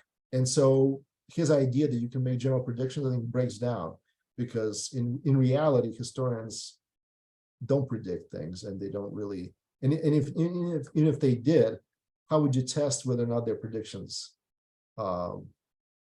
came true? I mean, it would be very difficult to test those predictions precisely. So it makes, yeah. Thank you, Phil. Next up is going to be Eleanor, Maritza, and Allison. Eleanor. I think Phil took it all already away. I'll make it short.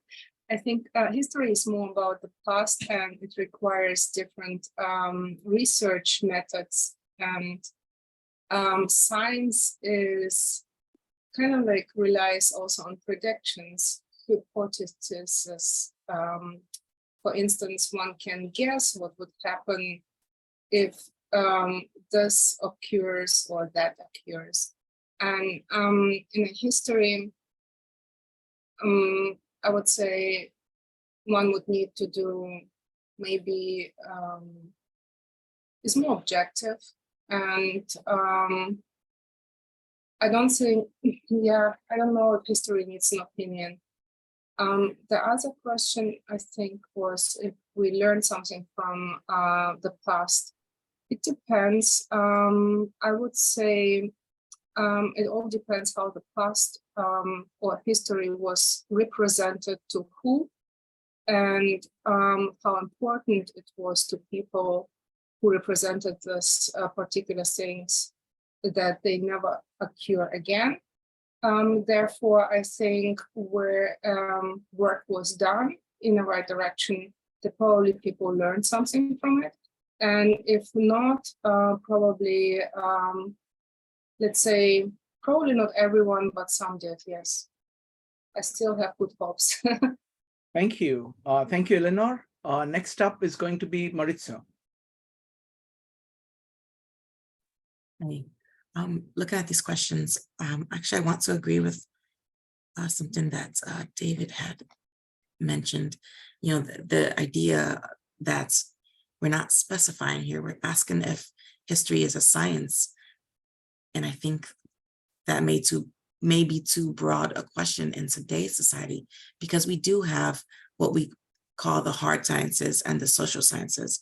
I mean, if you were to look at what is a social science, you're talking about, you know, the study of human behavior, or the study of how humans act in a society or behave in a society. By that definition, well, then the obvious answer is yes, history is a science. It would be a soft science. But if you look at what we would consider a hard science, we're looking at, you know, I think the key word in how we would define science would be a systematic approach. And I don't believe, even without looking at all the other criteria that may not be met in a hard science, this systematic approach is not one that can be seen in historical accountings. You know, we are, I mean, and essentially, I guess that's how I would slide into answering your other question of whether or not we learn from history. I mean, I think that's the whole point of history. If we had zero investment in gaining any knowledge from that which is done, why bother? Why would we keep these accountants? And you know, you yourself, Phil, at the very beginning, you said that someone made the decision that this was a story that they would pick up and spread forth. And if we look at it, I mean, you didn't say it that way, but that's what I heard. Ultimately, that's the manner in which it was stated, yes? And so if we accept that, then what we are accepting is that when that decision was made, that this was a thing to pick up and spread, the natural question is why?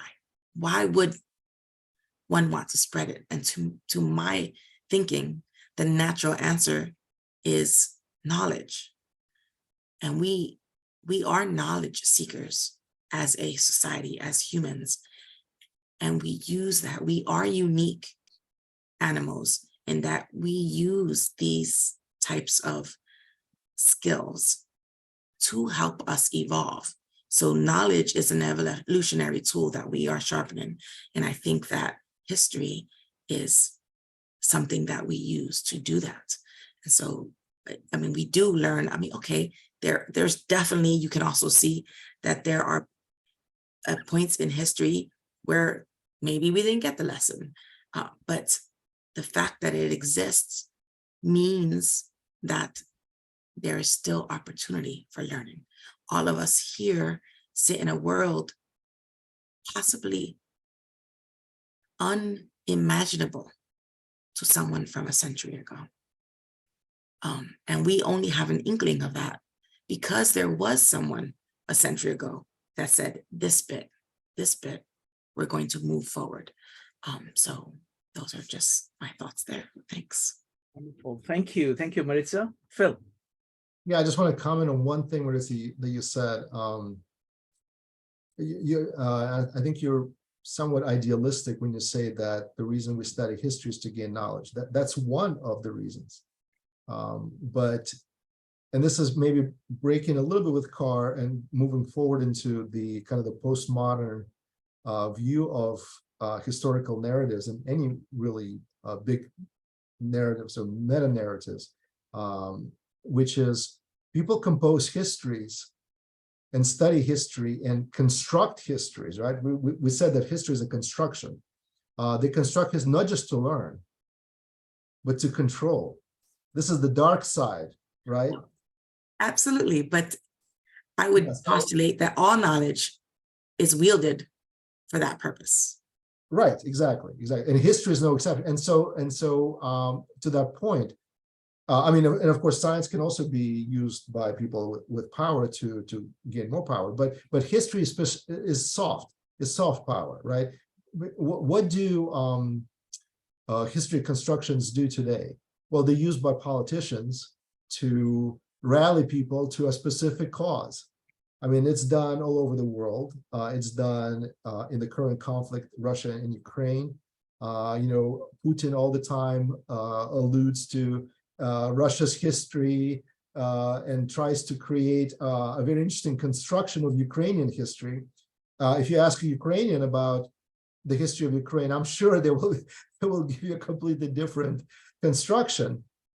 What's interesting is, most people will say, well, this is right and this is wrong. No, that's not the point. They're both right. It depends on the question. What question is it being asked and who is asking the question?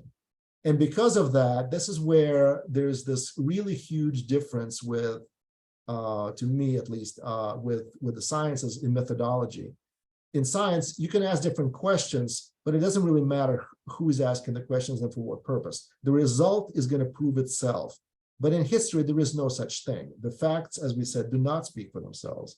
The facts speak in a way that you want them to speak, in the way you arrange them, in the way you prioritize, in the way you, in the postmodern speak, privilege one fact over another, right? And so this introduces this whole other dimension to history as a power dynamic, right? A way to control the present through the past, which is even more interesting. So I'll stop there. Thank you, Phil. Let's see. Next up is going to be Allison, followed by Bill. Allison.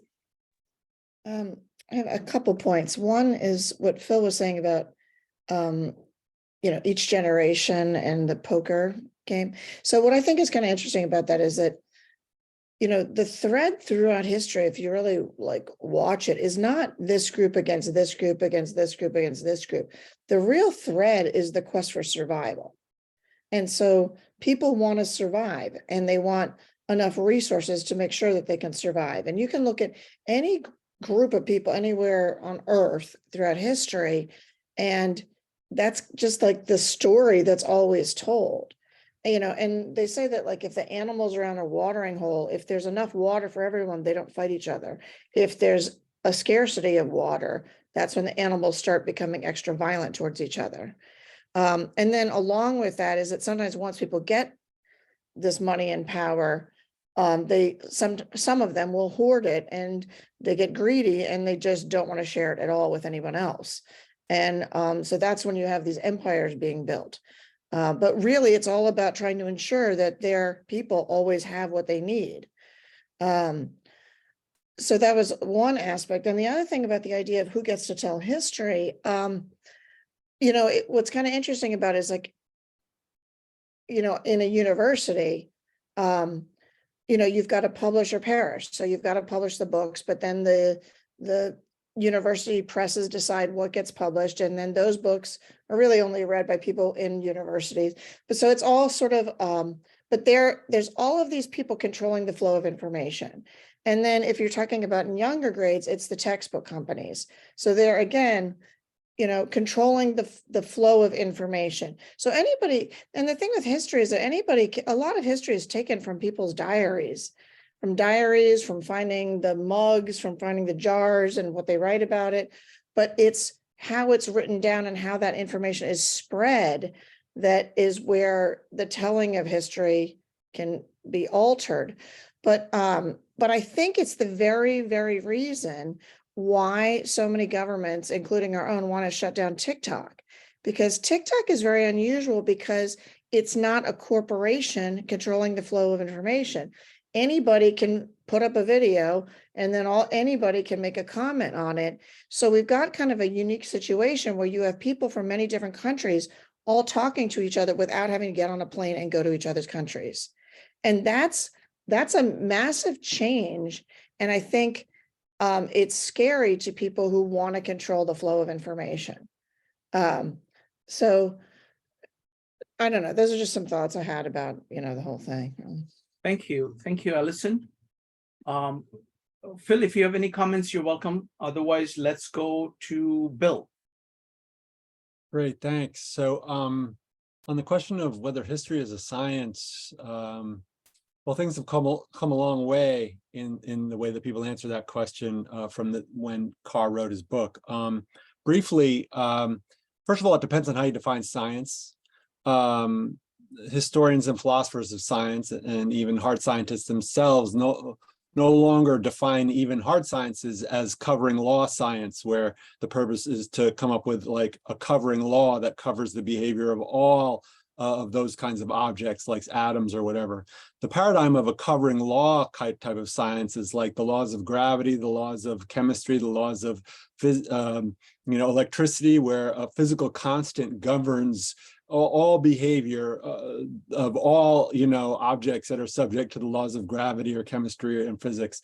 And if that's the way you define science, then not even hard science is really that kind of science anymore, according to these experts. But that's not the only way to define science. Another way to define science is looking for regularities that are conditional, where the regularity holds under these conditions, but not under those conditions. And then looking what the boundary conditions are. But that's still focusing on regularities, and that's still not the only way to do science, the search for regularities. Where objects or people behave similarly when they're under similar conditions. There's a completely other way to be scientific, which is historical sciences like this, and biological evolutionary science can sometimes be like this, where it's being scientific about the explanation of a unique event or a unique process. So there's not a multiplicity of the same kinds of objects that all behave the same way. There's only one object or one event or one process, but one can still be scientific about explaining it in the sense that when there's rival hypotheses to explain that one event, and they cannot both be true because they're logically inconsistent with each other. You can be scientific about proving that one hypothesis is correct and the other hypothesis is incorrect. And there's a lot of methodology in history and social science, political economy for being scientific in that way. And the whole purpose of this methodology is to eliminate the fallacies and biases that can get in the way of good inferences, good hypothesis testing. In other words, rules to avoid the biases and fallacies that produce false negatives and false positives. False negative is rejecting a hypothesis that's actually true. False positive is accepting a hypothesis that's actually false. Doctors have to deal with this all the time, and they have their methodological rules. So finally, once we've covered all these different three ways of defining science, universal regularities, conditional regularities, and being scientific on the explanation of unique events, but still being scientific about it, there's scientists and social scientists in all three categories. And then there's the residual category of the post-structuralists and the realists and the critical theorists and deconstructionists who say they still don't buy it. They still don't buy that you can be scientific in your conduct of history because you can never account for all the biases. So that's the big divide among historians and social scientists, between kind of the post-science and the people who still think you can do science. So I put that on the table as kind of the current state of play of these debates. Thanks for listening. Excellent. Thank you. Thank you, Bill. Phil. Bill, I'm going to have to hold you to task here. Sorry. I think this is somewhat semantical. And this is where, I think Carr takes basically the same approach. He says that you can use the same methodology with, identifying the regularities, and then even use the same methodology in terms of disproving hypotheses. But I struggle with this. I don't see how in a historical narrative that explains, one event or another event, you could say that one explanation, one causal chain is correct and another one is not. I'm not sure how you would disprove or prove one or the other, given that you cannot repeat the event. And I think lots of such chains have been proposed for lots of different events, including the American Revolution, the French Revolution, the Russian Revolution, the big events, right? The industrialization, and I mean, there's just, you pick one. There have been multiple theories, and my understanding is there's not a single case where one theory is considered to be, quote, correct, and another one is not. What I see is a debate, ongoing debate about all of them. And I don't know how one would go about, Einstein famously said, it's not about majority, it's about somebody proving me wrong. But in history, how do you prove a person wrong? How do you prove that this could not have happened? It's almost like proving a negative, right? How do you prove that this could not have happened this particular way? To me, it seems a little slippery. May I respond? Yeah, absolutely. Okay. To lay my cards on the table face up at the beginning, I'm coming from having received a PhD from UCLA in historical political economy with research training in the political science and economics department, and wrote a dissertation explaining 1,000 years of European history using these models. So I come from an intellectual culture that prides itself on saying we can make progress. We may not be able to distinguish every case of competing hypotheses, but we can make progress. And so from that background, I would respond as follows. There are ways that a false hypothesis can be refuted. One, historical evidence can be collected, which hands down refutes that hypothesis by just literally refuting it factually. Okay. Second, a refutation can take the form of showing that the logic violates the laws of logic, or the laws of math, or the laws of mathematical economics, or the laws of game theory.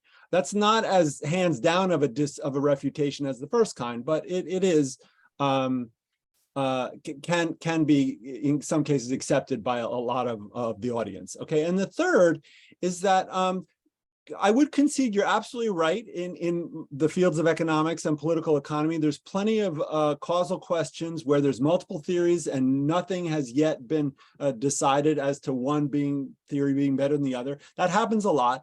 But Lakatos back in 1970 in a state-of-the-art article that's still the state of the art basically said that the way scientists in social science and hard sciences and biological sciences made progress in distinguishing good, valid hypotheses from invalid hypotheses through scientific history over millennia was they followed a simple rule. They would retain the best available theory among current theories, even in the face of anomalies and competing theories, until someone came up with a new theory that could explain all that the best of the reigning theories could explain, the best of the reigning single or multiple theories could explain, and the new theory could also explain the anomalies that the existing reigning theory or theories have so far failed to explain. And when that happened, boom, then they decided that the existing reigning theory or theories that were competing with each other in competing schools of thought were now superseded by another theory that did better. So it's neither just refuting nor confirming. It's the confirming of the excess of the new explanation that explains both the existing things explained by existing theories and their anomalies. That's what refutes existing theories. And that for the last 50 years has been the consensus view of how scientists actually succeed in weeding out the incorrect hypotheses and weeding in the correct hypotheses. So that's my response. I hope it helps. No, that was great, Bill. I appreciate that. It's nice to get somebody from a professional background to weigh in on these thorny issues. I do have to ask you though, what was the main cause of the American Revolution? Was it economic or was it ideological? It's not my area of expertise, so I'm going to beg off on that. Okay, I'm just kidding. Sorry. Thank you, Bill. That was just incredible, just wonderful. Thank you so much. Next up, so firstly, let me check with Phil. Phil, how are you doing on time? I'm good. We can keep going. We have a couple of sections to go through. We could leave.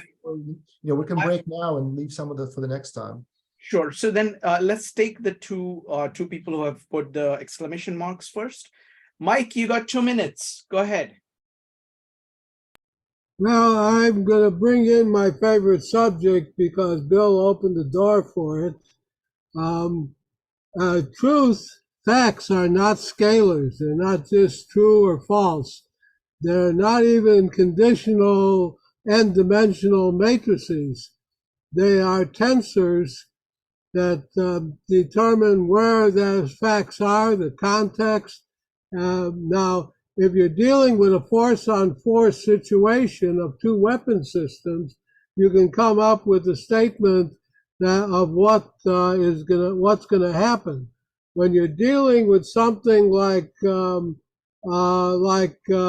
Putin's Georgians crossing the Rubicon and what that revolution is going to be like, there are many, many negotiating factors. So Schrodinger's cat can be both alive and dead at the same time.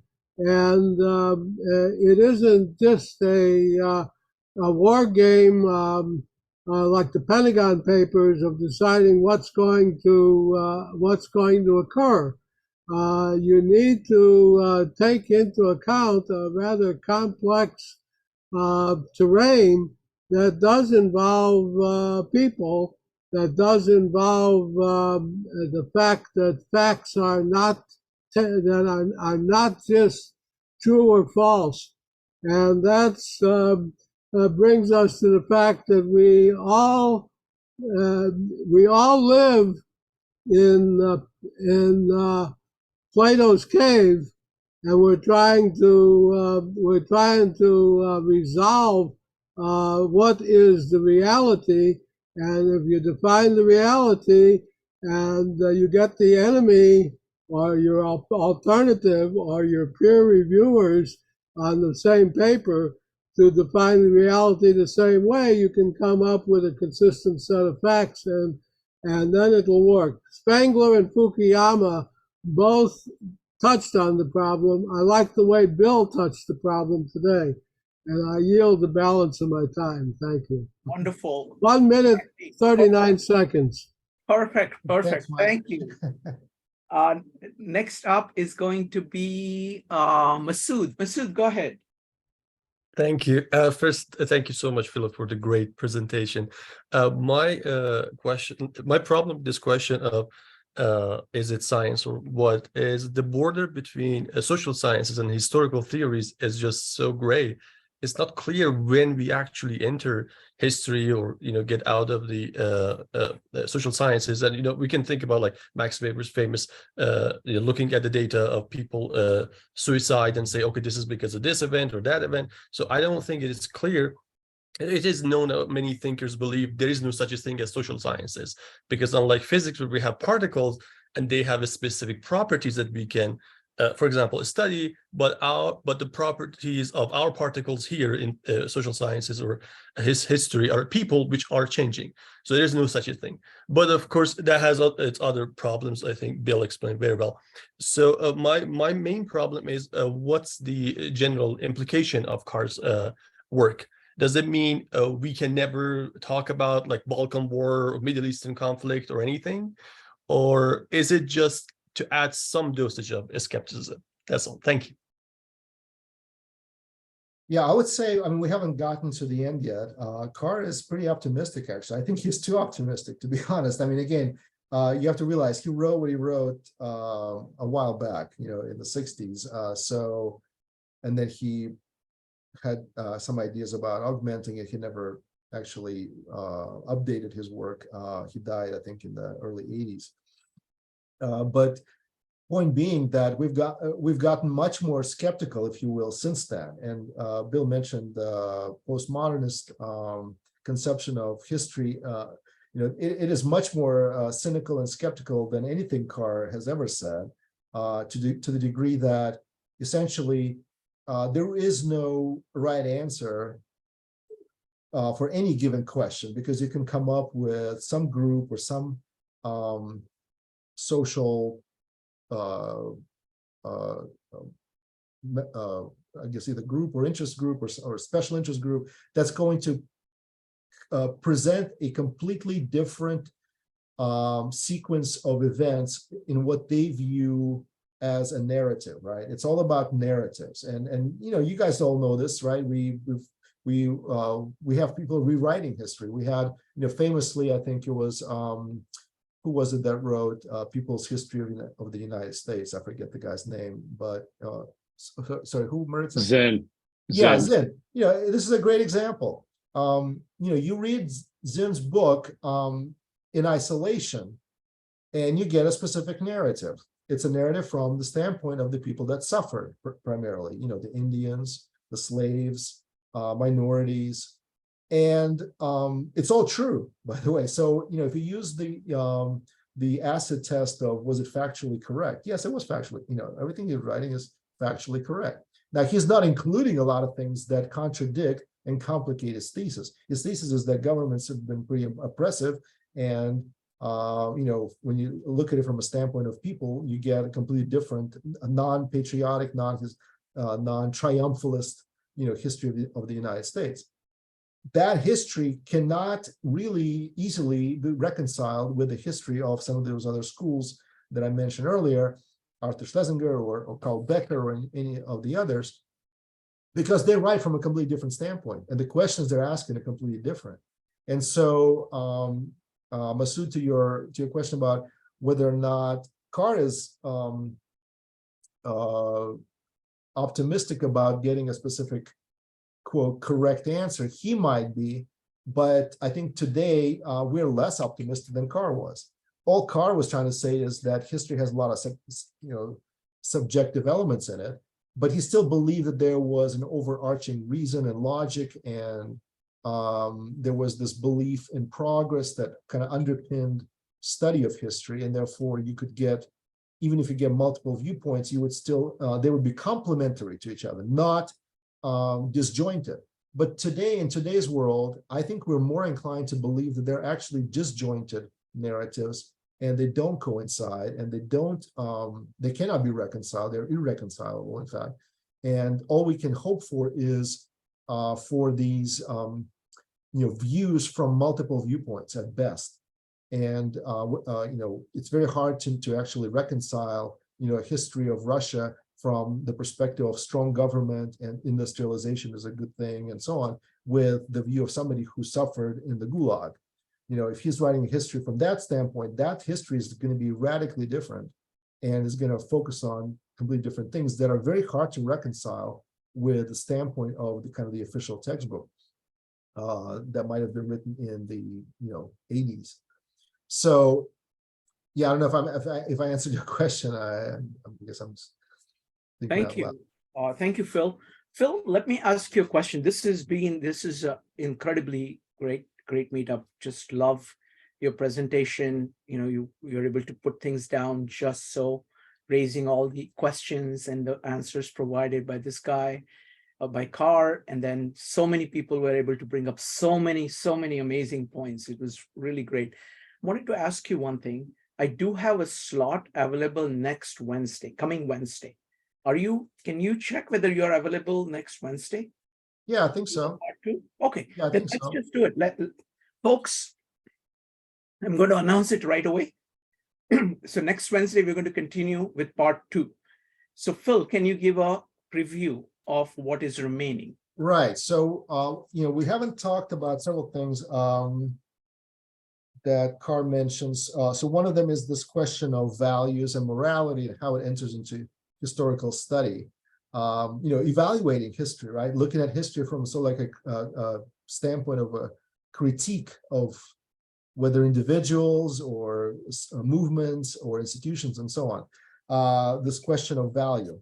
The other question is this idea of causality in history. We mentioned that, but we really didn't dive into causality in history.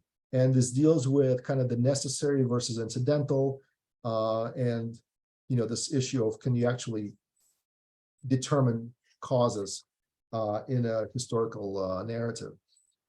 And finally, the question of direction of history, right? Directionality. And we talked a little bit about it with cycles, but we didn't really dive into kind of directionality and this idea of progress, and whether or not it's a vital part of making sense out of history. If history just goes in circles, maybe we shouldn't study it, because we're going to end up in the same place at some point. So what's the point? But if it doesn't, if it has some sort of directionality, then we need to understand it, and it's going to affect the types of questions we ask. So all of those are still outstanding. Wonderful. Thank you. Joe, can you do me a favor? Can you go ahead and post the link to next Wednesday's 52 Living Ideas meetup right away? And we'll be going ahead and modifying the description it will be basically the part two of this. So Phil, if you have about 5-10 minutes, I would like to have a response. I would want to get feedback from everybody, what they thought about this meetup. Okay, wonderful. So Joe, go ahead and just post the link first, and so that people can go ahead and RSVP right away without forgetting, and then you can go ahead and update the description. All right, folks, so would love to hear what you thought of this meetup. What did you get from it? Try to be brief, under 1 minute. What did you get from this meetup? Go ahead and type an exclamation mark or raise your hand in Zoom if you would like to share.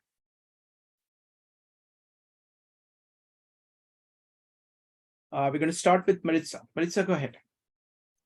For me, I just love the in-depth look at history. I think so often history becomes like a backdrop, and we don't stop to pause and consider what is meant when we say history and whether or not history should be questioned.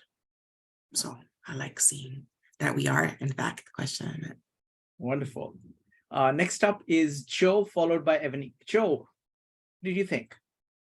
I thought it was excellent. I mean, it makes us think about things like evolutionary wise, way we view things, how science is integrated and actually changed our narratives as well, and where the narratives have come from in the past. So I think that this is an excellent series, actually, just to get these discussions on the table. They've been fabulous comments, especially when regarding to political history. So how economics actually impacts history, how Marx wrote about history, thought about history, how these other thinkers like Hegel or whomever. But all these things, they allow us to see the evolution of thought. And that's the most important thing of them all, is that, and then we can kind of see where we are today. Yeah, it was fantastic. And I thought the comments were great. Wonderful. Thank you. Thank you so much. Next up is Evanique. Yeah, I thought this topic was excellent. And thank you, Phil, for all the work that you did on this. I think, not to repeat what the other two speakers already said, because I agree. I think also, too, it makes you think of, is there a purpose in studying history? I think that is an actually good question. If we're going to end up at the same point anyway, I think we need to discuss that. And I think, I think discussions like this make people think, and not just think in terms of the information that is fed to them, but think about it from all aspects of it. And I think Phil does a great job of giving all sides of why study history. Is it a science? Is it not a science? Is it factual? Is it, asking all the questions and not giving definitive answers. He just kind of gives you the facts. Like, he just gives you the different, it's like giving people different theories and letting us decide and letting us comment and have the discussion. So I really liked it. So yeah, it was great. Yeah, no, Phil, I'm really grateful to you for bringing up these topics, language, history. These are incredibly complex topics. So they need to be dealt with, certain way of kind of combination of ambition and humility. Ambition in the sense that, trying your best to put all the issues together as best as you can see it. At the same time, with humility of saying, look, actually, we're trying to figure out how to do history. This is a really large epistemological problem. How do you handle, how do you do science? How do you do science when you have this billions of people interacting with each other, that kind of a network, each having their own agency, and at the same time, as creatures of habit, they carry certain things with them in culture, in material context, in economic context, plus they have this agency. How do you deal with that? And how do you, it's incredible. It's, the only topic which is more complex is language, because it is more internal. So it is even more, same kind of issues apply there, but on a much larger, much deeper and larger scale. So, and the thing I like about it is that you're very objective in putting forth what has been said by a particular author. You again and again say, look, this is what Carr is saying, and I'm putting it forth for this. Then whenever you are making comments about your thoughts, you're keeping them separate, and you're kind of giving enough space for people to say, no, this is what has happened. This is what has happened from the point of view of, scholarship of other people in the group, adding to what is being said, plus each person, again, you are very open to other people saying that, no, based on my experience, I don't feel that this is what is going on. So and all of that is actually input, the dialogue, which we need actually in order to, grapple with a topic like this. So thank you so much. All right, folks, so I put the, okay, Bill, what did you think of the meetup? Thanks. It was great. It framed 3 or 4 issues that are going to come up again next week with respect to progress and how to measure it, or if it's even measurable, and also next week with respect to causality and whether it's even possible to determine causality. So here's the connection. So about an hour ago, I think it was Evanique who asked the question, who gets to write the history? And historians in the last 30, 40 years, and social scientists, have distinguished between history from above and history from below. History from above is written by the elites who are benefiting from the status quo. history from below is written by the marginalized, people of color, people from the global South, people who are, LGBTQ, or, people who are handicapped, etc. And so I wanted to mention that because today's conversation framed that issue, and it relates to the question of progress, because for some people, developments are progress. For other people, the same developments are regress. It depends on where you sit, and we'll see that next week. And so then there become debates between those who like developments because they're progressive for those people, and those who dislike those developments because they're regressive or harmful. There's debates over what's causing things to work the way they're working.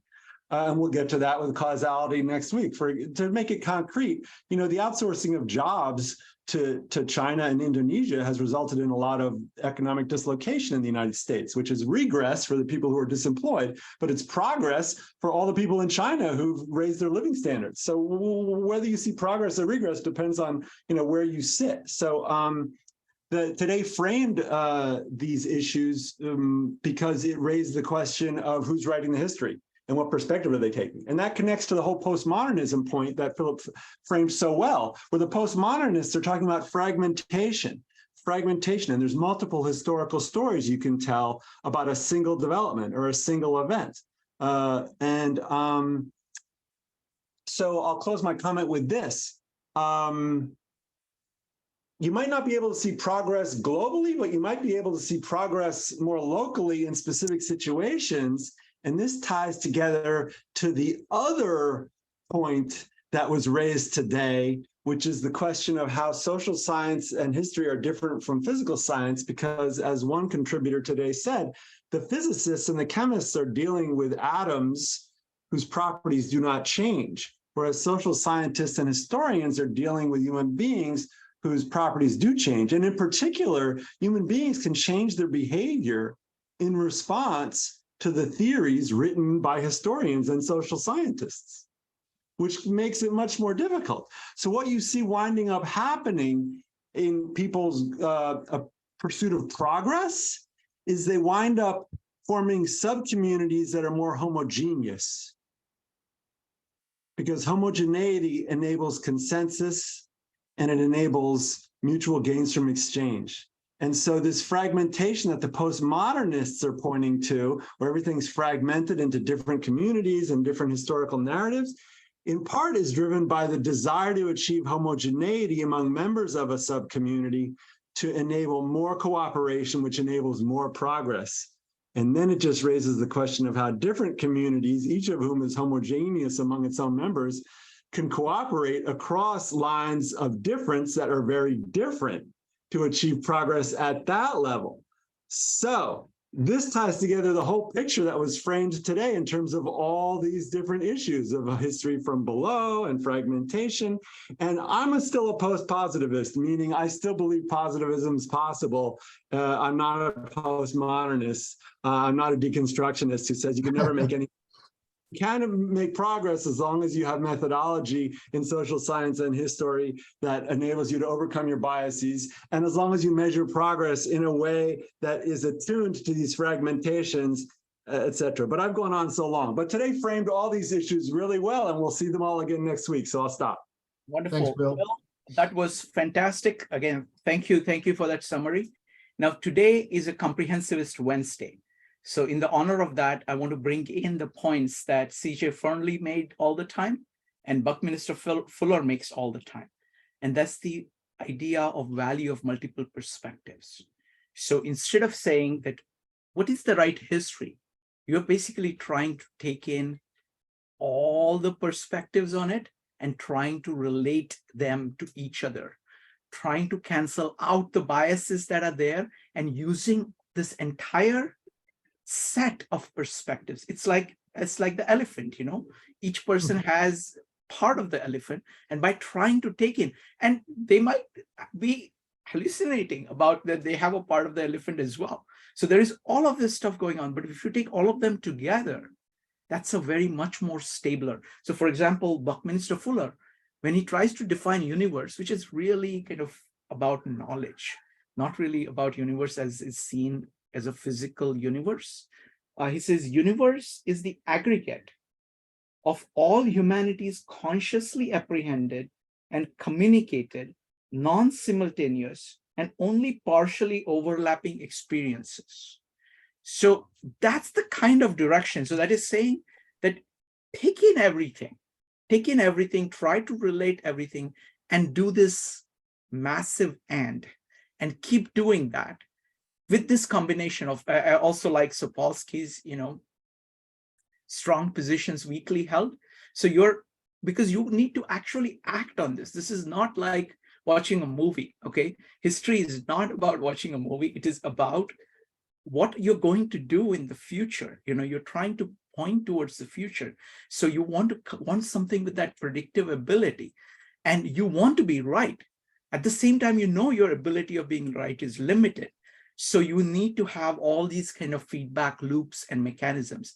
So it is an amazing, amazing issue. And Phil, thank you. The way in which you presented it, it has resulted in a dialogue which is even much more richer than the book itself, which is what we're trying to achieve in these meetups. So Phil, I'll give you the last word, and we will see everybody in 1 week, next Wednesday, to continue this. Go ahead, Phil. Yeah, I just want to say I really enjoyed it. Great discussion. Thanks everyone for contributing. Great points made by a lot of different people. Bill, thank you so much for chiming in. Obviously, it's helpful to have somebody with professional expertise helping us along and giving us kind of the perspectives from the front lines of the discipline.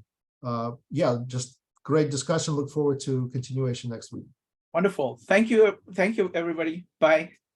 Thank you. Have a good night.